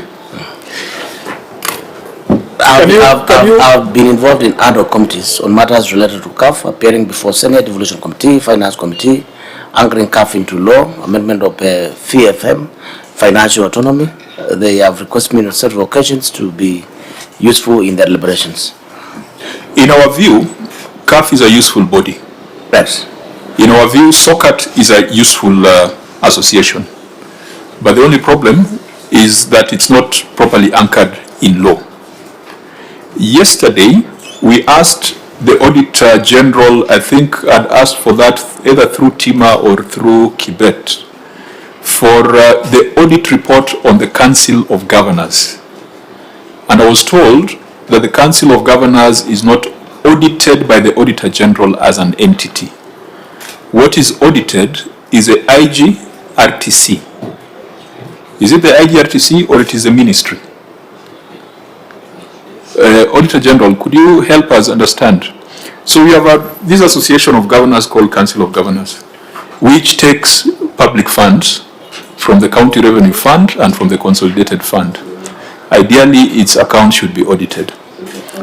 But we are told that there is no audit report for the COG. This is true, Chairman, because from our understanding, the expenses of COG are supposed to be met by the National Treasury. And that's why for the longest we have had that query on payments by governors to the Council of Governors. However, now the authority now is one supposed to be audited by OAG, the authority. The Intergovernmental Relations Technical Committee. Yes. Is there an audit report, a distinct audit report for IGRTC, or they are audited under the ministry? Chairman, please allow me to come back and give you a very satisfactory answer on that issue. So, Mr. Speaker, you see the problem. That COG gets money from the Consolidated Fund and gets money from the county revenue funds. But you can't place a finger on how that money is utilized because it's all public funds coming from the two funds. You can't place a finger on how much they're getting, how they're using it, and whether they're applying it in line with the law. In fact, eventually when the Auditor General will be looking at IGRTC, chances are they'll be looking at the portion from the consolidated fund. Correct. Not from the county revenue fund. Yes. And I think you've been in the space long enough to understand why we have a problem with funding of COG from CRF because of that lack of accountability. For the same reason, we have a problem with funding of CAF from CRF because who audits CAF? Is that a question? Yes. It's not audited. And yet it receives public funds. Yes, subscription from each and every county. Is there a problem there? Big one. How do we resolve it? Anchoring CAF into law. But before then? I stand to be guided by the Office of the Auditor General of the Senate as to whether a body that is not provided for under PFM can be audited, or whether the Office of the Auditor General can be invited to audit. Because if you look at the books of Makweli, you will see a subscription to the SOCAT and CAF and COG. However, the Auditor General entered that because he's not allowed to inquire into and audit the subscription and how it was spent or expended at the COG level or at CAF level. So unless the auditor then is formally invited to look at the books of COG and CAF, then it means there are public funds that are not inquired into and they are not reported. And therefore the Senate is right to say stop sending money to CAF? Yes. So there's no conflict there? There's no conflict in terms of the law. In your report, you're still sending money to CAF and SOCAT, despite your very clear explanation on the dilemma and the illegality. There's illegality and there's necessity. There's illegality and necessity. Necessity cannot cure an illegality. That's true, Chairperson. The subscription in this particular question is to SOCAT, not CAF. We have seen following the resolution of the Senate on this matter, the County Assembly of Makwene has not made subscription to CAF. That's why, as I have indicated, we have been part of the team that has been making efforts to ensure that then CAF is anchored into law through the Senate and the National Assembly. For clarity, the query relates to both SOCAT and CAF. It is 750,000 to SOCAT and 5.992 million to CAF. Yes. Yeah. In this particular financial year. Yes. But for this financial year, henceforth after this, we have not.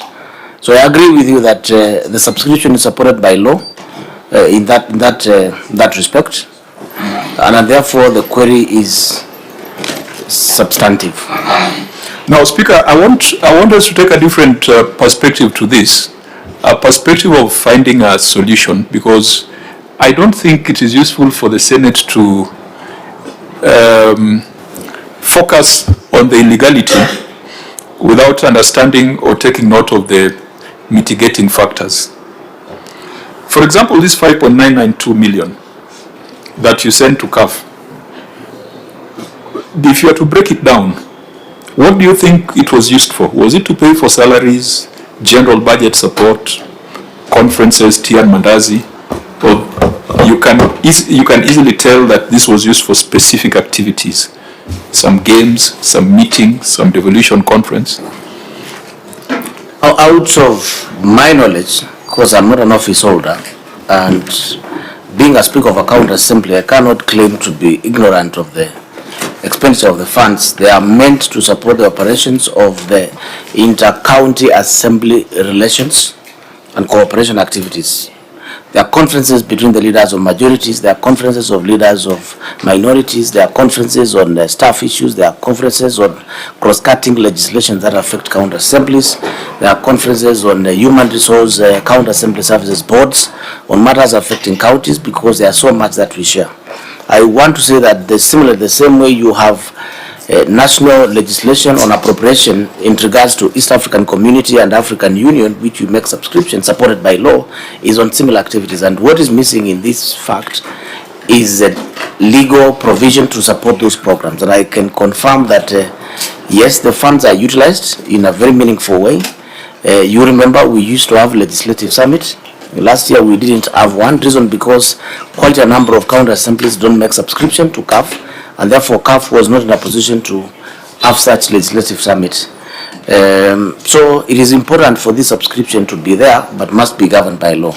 But I can confirm, Chair, the activities that are undertaken by CAF, including establishing that office. You remember recently the President has a meeting with all members of the County Assembly that was coordinated by the County Assemblies Forum to address issues of, including the financial autonomy that I want to appreciate, Senate, because county assemblies were affected so much by governors. Where governors do not agree with the county assemblies, then there was a problem of financial flow. It is through that platform that we engaged the Office of the National Treasury, we engaged the Senate, the National Assembly, Committee on Finance, and other relevant stakeholders to pursue and to deepen and widen devolution and liberate county assemblies from other stakeholders, as well as enhancing the cooperation between county assemblies and other stakeholders in the devolution family.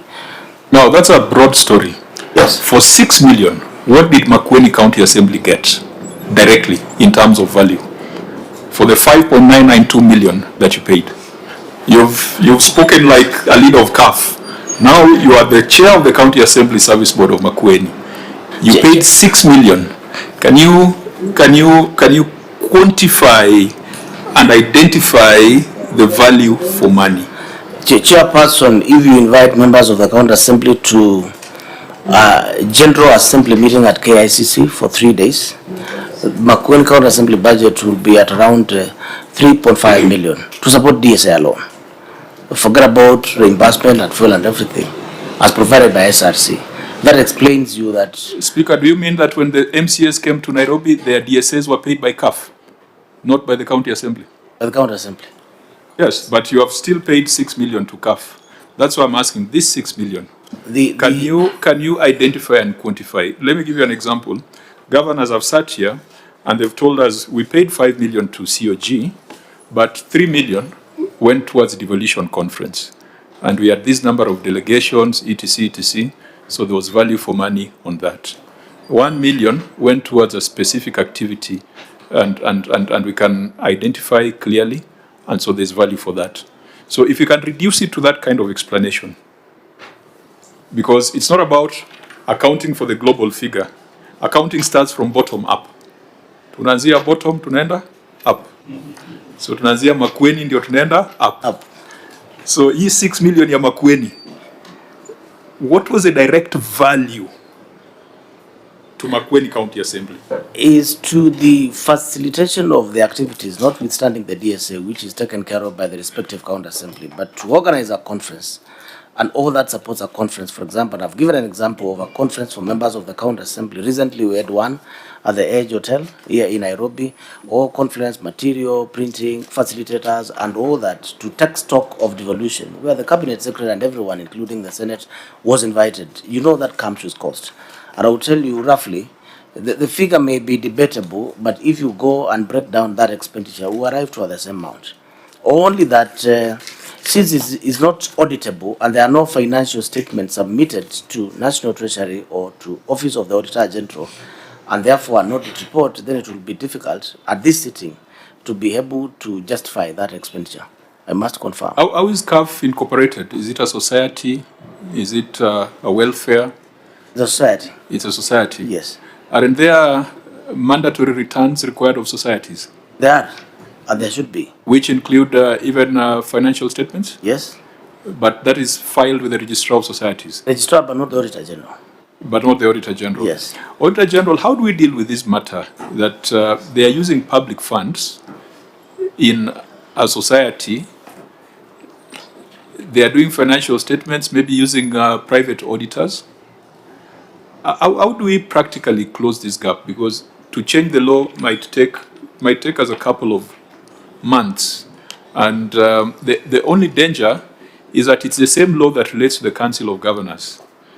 And so it's one big law that has good provisions and poisonous provisions. So it might collapse because of things that I'm not going to... You understand what I'm saying? Yeah, so how do we close this? Because they are getting the money. It is 6 million from Makueni.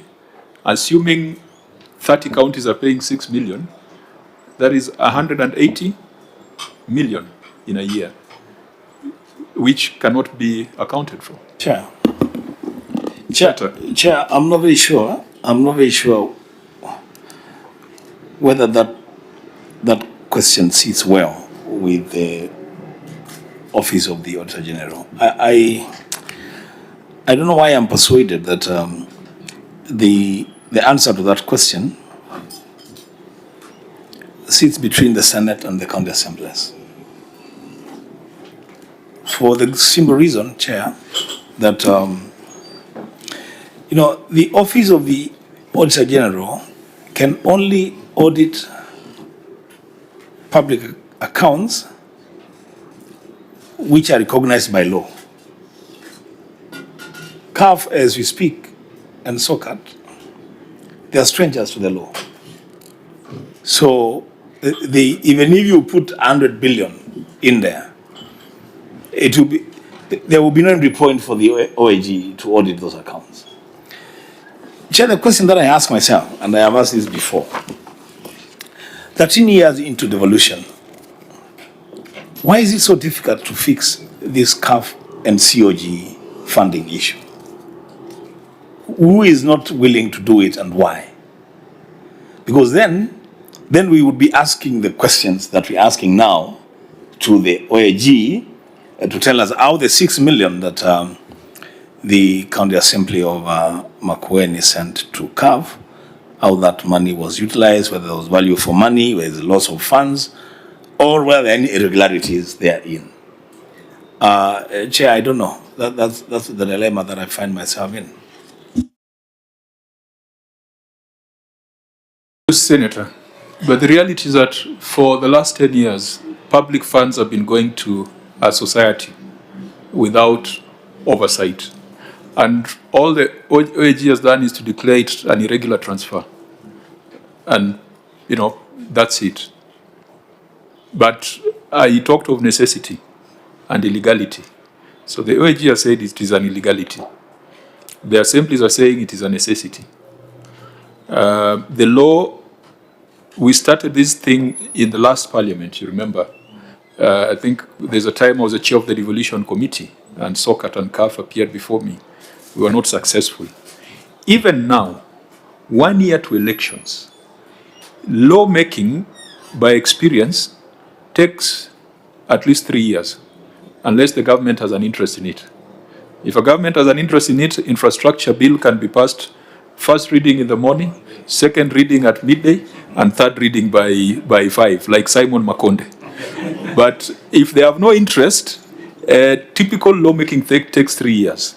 Senator Sige, the disability bill took 3 years because it has to go through the National Assembly, go through the Senate, go through mediation, and that on average is 2 to 3 years. We are 1 year to elections. Chances of this law passing, unless there is a push and interest from other quarters. So I think, Senator Wambua, you're absolving the OAG from it. I'm clearly absolving them, Chair, because, and he said it. He said something. The speaker said something. He talked of necessity. And I also see us doing it all the time in the Senate on the matter of the Council of Governors. When we pass legislation, many times we assign functions to the Council of Governors without corresponding legislation on how funding to that institution is supposed to be made. And I keep asking myself, so we assign roles and functions to this entity. We have no clarity on how they should be funded. If they don't do, then they are failed. If they do, then they have irregularly received money from the county governments. I don't know, Chair. Sifuna, the lawyers are here. Maybe they can tell us what to do with this. Actually, we've just circulated the audit report for Intergovernmental Relations Technical Committee for the year ended 30th June 2021. Is that the latest audit report? Chairman, that's the latest I was able to pull out, but I'm sure we are very current in terms of auditing. Yeah, but one observation is that in terms of receipts, yes, they are only reflecting transfers from the State Department for devolution. And we know that they are usually receipts from county governments. Yes. So the only receipt that you have audited in that year 2021 was a transfer from the consolidated fund, isn't it? Yes, yeah. But the other segment that comes from county revenue fund does not seem to be accounted for. Maybe that was in 2021. We'll look at the most recent one. Yes, I'll look at it, Chairman. Yeah. So, Mr. Speaker, we want solutions. It is easy for us to say it is an illegality, stop paying it.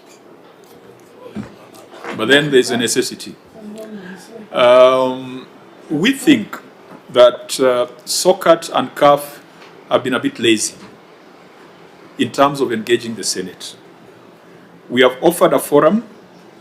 We have offered ourselves to receive a petition from you on what to do in the interim before the law is amended.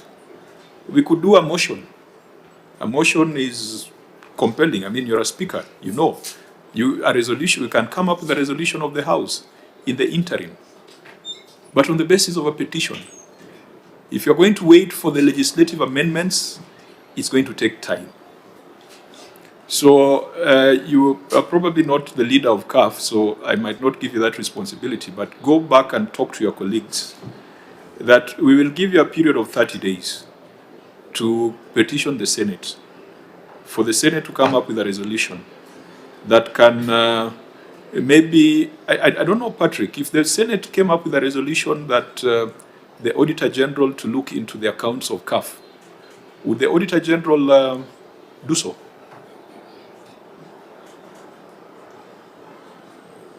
Yes, Chairman. We will, first of all, maybe seek to have the financial statements. Yes, but if Senate directed or came up with a resolution, it will happen, Chairman, that since CAF uses public money, yes, but has never been audited, yes, that you can now extend your oversight to it. Yes, that you can do to verify that portion of the public money that has been sent there. Yeah, so why don't we do that? Why don't you petition us, and then, so that once the Auditor General is now auditing your books, then we have no problem with you. We only have a problem with you because no one is auditing your books. Mr. Chairman, I'm the secretary to the Speakers Council, not the CAF. We have an association of the speakers, and therefore that information will be relayed to the respective speakers who are the chairpersons of the Assembly Services Board. And I agree with you, I'm open, and we should account for public funds that are appropriated by the Senate and the National Assembly to the counties. I'm one of the speakers who have told my colleagues that you appear before Senate as the chairperson of the Assembly Service Board, not because you're Speaker of a county assembly. And since then there are resources they must be accounted for, not that the Senate is sitting or looking down upon the county assembly. In fact, chairperson, I still believe that although our colleagues governors have a problem with this, I still do not understand why, unless one has stolen money, why they should have a problem with appearing before a county assembly, I mean the Senate Public Accounts Committee, because it's not personal funds. So I still call upon them that they choose either to be senators, so that they don't appear before the PAC committee at the Senate, or choose to be a governor and be accountable. Choose to be a speaker and separate the position of the Speaker of a county assembly, who presides of the assembly, and the chair of the Assembly Service Board, and therefore I should be accountable for the resources and the welfare of the people of Makueni, because it's personal trust. It's not, I mean, it's a personal responsibility on the office and the trust that has been placed on. So I will undertake that, so that then we cause the Senate through a petition with either an assembly, 2 or 3, or all of them, so that then our books can be looked into and account to the people of Kenya through the Senate and the Office of the Auditor General, Chairman. That is very refreshing. Three colleagues joined. You can go on record, and then Senator Sifuna, you can put your question. Chair, my name is Daniel Manzo, Senator Makueni. The notification I'd been given was for 2 p.m. And I also saw your clerk has misled me, and I also requested I be furnished with the documents a day or 2 days before the Assembly or the county government appears before this committee. I thank you, Chair. Karibu, Senator, as a friend of the committee. Good afternoon, Chair, the Speaker and the delegation from Makueni. My name is Edwin Sifuna, Senator Nairobi. I'm a member of this committee. Chair, I need to disclose at this point that I was in Makueni on Sunday, a place called AIC Mumbuni. And we also, stopped at a place called Mukuyuni. And I was very well received and warmly received by the people of Makueni. I want to reciprocate by welcoming you to Nairobi. Know that we are brethren. Asante sana. You are not disclosing that hata mimi nilituma salamu kwa hiyo safari. Chair, your hand is on the construction of that church at AIC. Yes. and we are grateful to the senator and the team. Asanteni for the warm welcome. Karibu, Senior Counsel. Please, my name is Okongo Mogeni, Senator Nyamira. I'm a member of this committee. So, Speaker, I think you have given us, we have agreed on a solution. Go back, talk to your colleagues, petition us. Chair, there's something I forgot in my long introduction. Yes. Just to bring to your attention that the bill that we are currently, debating in the Senate on the Public Audit Act actually has a cure to what you're saying. That now the Auditor General can be, upon request from anyone, that requirement for request for forensic audit from Parliament has been removed. But even the definition of where the audit can be done, or the people who are subject to audit, has been changed so that anyone who receives any public money is subject to audit. So if that bill passes, although we have problems with certain sections, some of the proposals are good. They have empowered the Auditor General's office. Then we will not need even that to be moved in the manner that you're proposing. Because it will be the law that the Auditor General can be requested to audit anyone receiving public funds.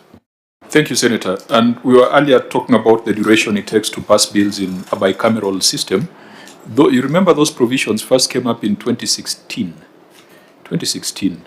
The court ruling that you shared with me yesterday was 2018. The decision was in 2018, but the filing was in 2016. Absolutely. So the first attempt to change the Public Audit Act was in 2016.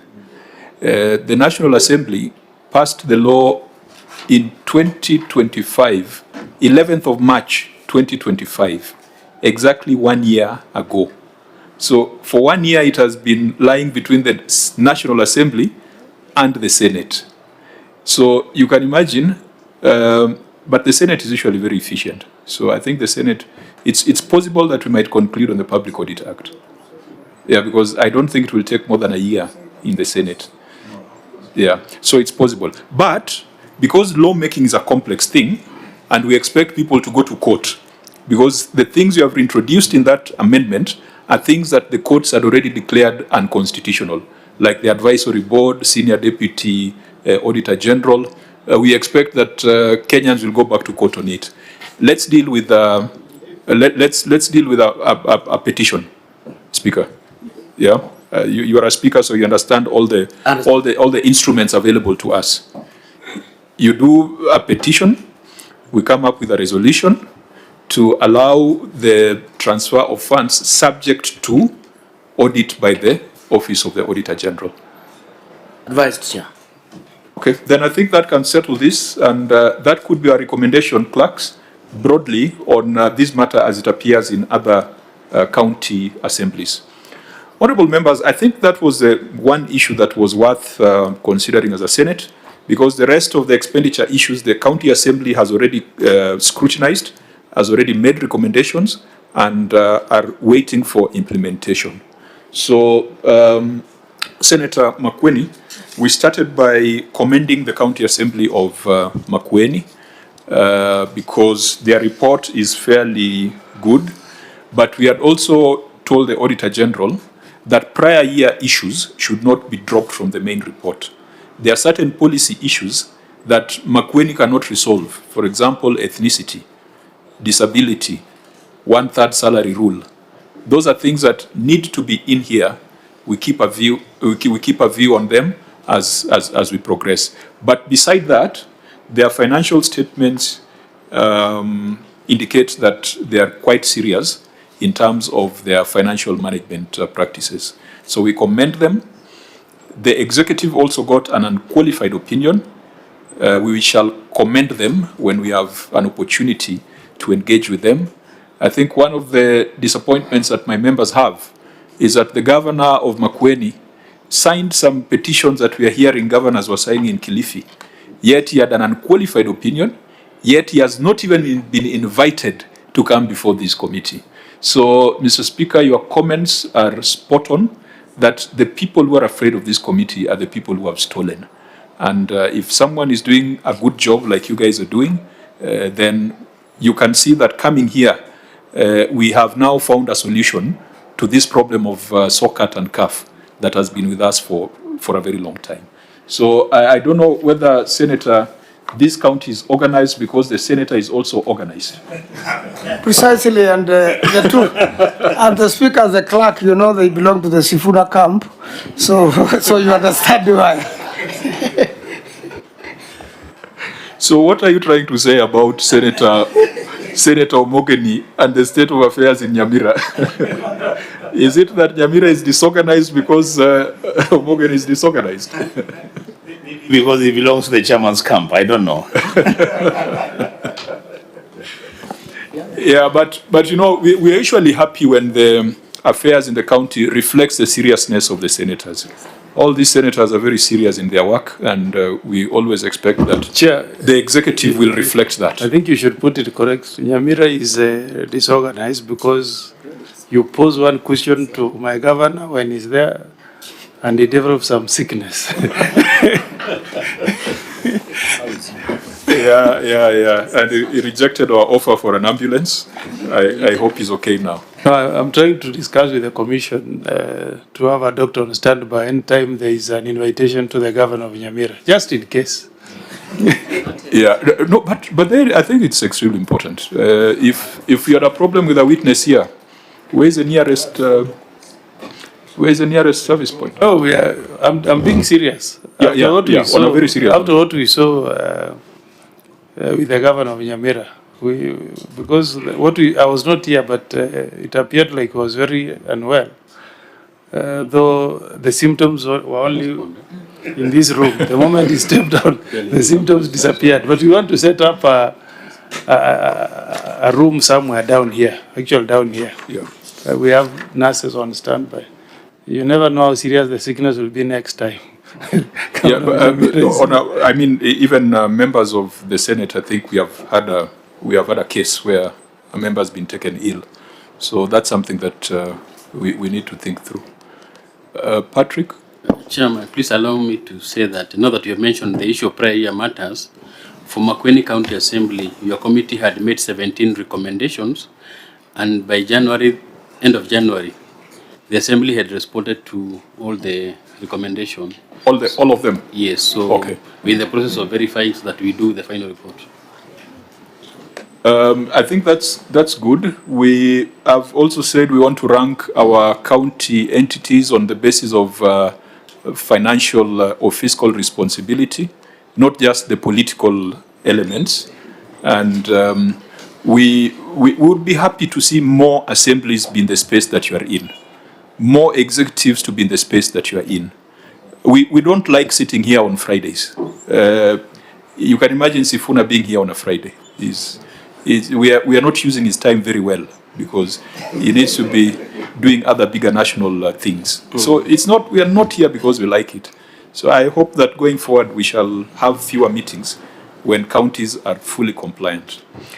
Honourable members, we shall then take the recommendations of the Assembly as tabled, but we shall make a follow-up in 60-90 days for management to explain the measures taken to implement those recommendations, plus these additional recommendations that we have made on CAF and SOCAT. Mr. Chairman, you want to say something? Yes, thank you, Chair, for concern. And I think this requires the intervention of the Senate very much. If we have in the good spirit of making devolution work, I think Senate must work on several issues because we have realized some of the shortcomings are due to lack of update of the PFM Act. There are some contradictions in some of sections, especially when we talk about automations in our municipalities, and that requires the intervention of the Senate to ensure that we have the PFM Act updated or some amendment. Two, I am not sure the analogy which was utilized to come up with the 15% minimum allocation to counties. Because, like for example, a department like health, when devolution, during the times of TA, Transitional Authority, ideally all county staffs were under the Ministry of Health. But later they were all transferred to the county government, but the function was transferred, but the resources was left at National Treasury. The issue of lawfulness in some of sections like the 35%, the 37 ratio will not be applicable if there is no consideration on updating the percentages to be channeled to county governments. And by so doing, the Senate has a responsibility this time and must work on it to see that some of the queries, the audit queries, are as a result of those legal requirements. So I may propose from where we sit, the Senate to assist our devolution work. For example, when I was elected 2013, my ward had one health facility which had 6 human resource or staffs. Now my ward has 7 health facilities with a level 4 facility. You can imagine the number of staffs which have been recruited in my ward only. If you peg that to the 15% allocation to counties, then it will not be applicable for the 70-30% ratio in share of the revenue. So some of the audit queries that come or you see them as a result of the legal or purposes and would require legal action to ensure that they don't recur, because they will always recur. Maybe that may take in the good spirit of seeing devolution work. Thank you. Thank you. You indicated you were elected in 2013. Yes, 2013. And so it means you've been with us. You remember we used to have the legislative summit. Oh, yes. And I think the last legislative summit is the one where you guys almost killed me in Mombasa. I think we need to bring back the legislative summit, yes, and make it not a forum for trade unionism, but a forum to discuss the things you are saying. They are extremely important. You have raised very valid concerns for you as someone who has observed devolution for more than 10 years. So, Mr. Speaker, if we can agree even on these CAF things, then we can continue to partner so that we have got a legislative summit. The devolution conference is not designed for MCAs and senators. Our job is just to wave. The devolution conference is a fashion show for governors. We need to have our own place for conversation. So I think if we agree that let's allow CAF to be funded, let's allow CAF to be audited, then CAF can then, part of this money, can be used to organize legislative summit or sector working group meetings that can influence legislation. So thank you, Mr. Chair, for that observation. We hope we can have a legislative summit to deal with these things. Any other business from the members of the Senate? From the Senator of Makueni? None. Thank you, Senator. From the Speaker, Makueni? Thank you, Chairman, for this opportunity. This is a platform for enhancing, widening, and deepening devolution. It is not a court of law. So I encourage my colleagues to engage in the interest of the people of Kenya. Thank you. Thank you, Mr. Speaker. And we had another speaker here who indicated that when a governor refuses to come before the Senate, that can be an impeachable offense. So I hope you'll also breathe life into the law so that that can be considered as a threshold for impeachment. I'm not inciting you because you have not even invited your governor. There being no other business, the meeting is adjourned. We shall take a short break, honorable members, to allow the room to be set up. I'm told Machakos County Executive is here, and that demonstrates that there are governors who understand that lazima walinde katiba. Hata kama wanalinda wananchi, lakini lazima walinde katiba. Chair, are you saying that there are governors, or you're saying Wiper governors have demonstrated? No, it's important to clarify these things. One Wiper governor is as unqualified opinion. The other two are appearing before you. Anytime you call them, even at midnight, they are coming, they are appearing. Senator Sifuna, I'm beginning to be convinced that Wiper are Linda in Katiba better than ODM. Chair, you know ODM, you have to specify which ODM. Because you know where I stand. We are lindering Katiba because yesterday, as I told you, the governor for Siaya was before the County Public Investments Committee. You know where the problem is. It is not Sifuna. The meeting is adjourned.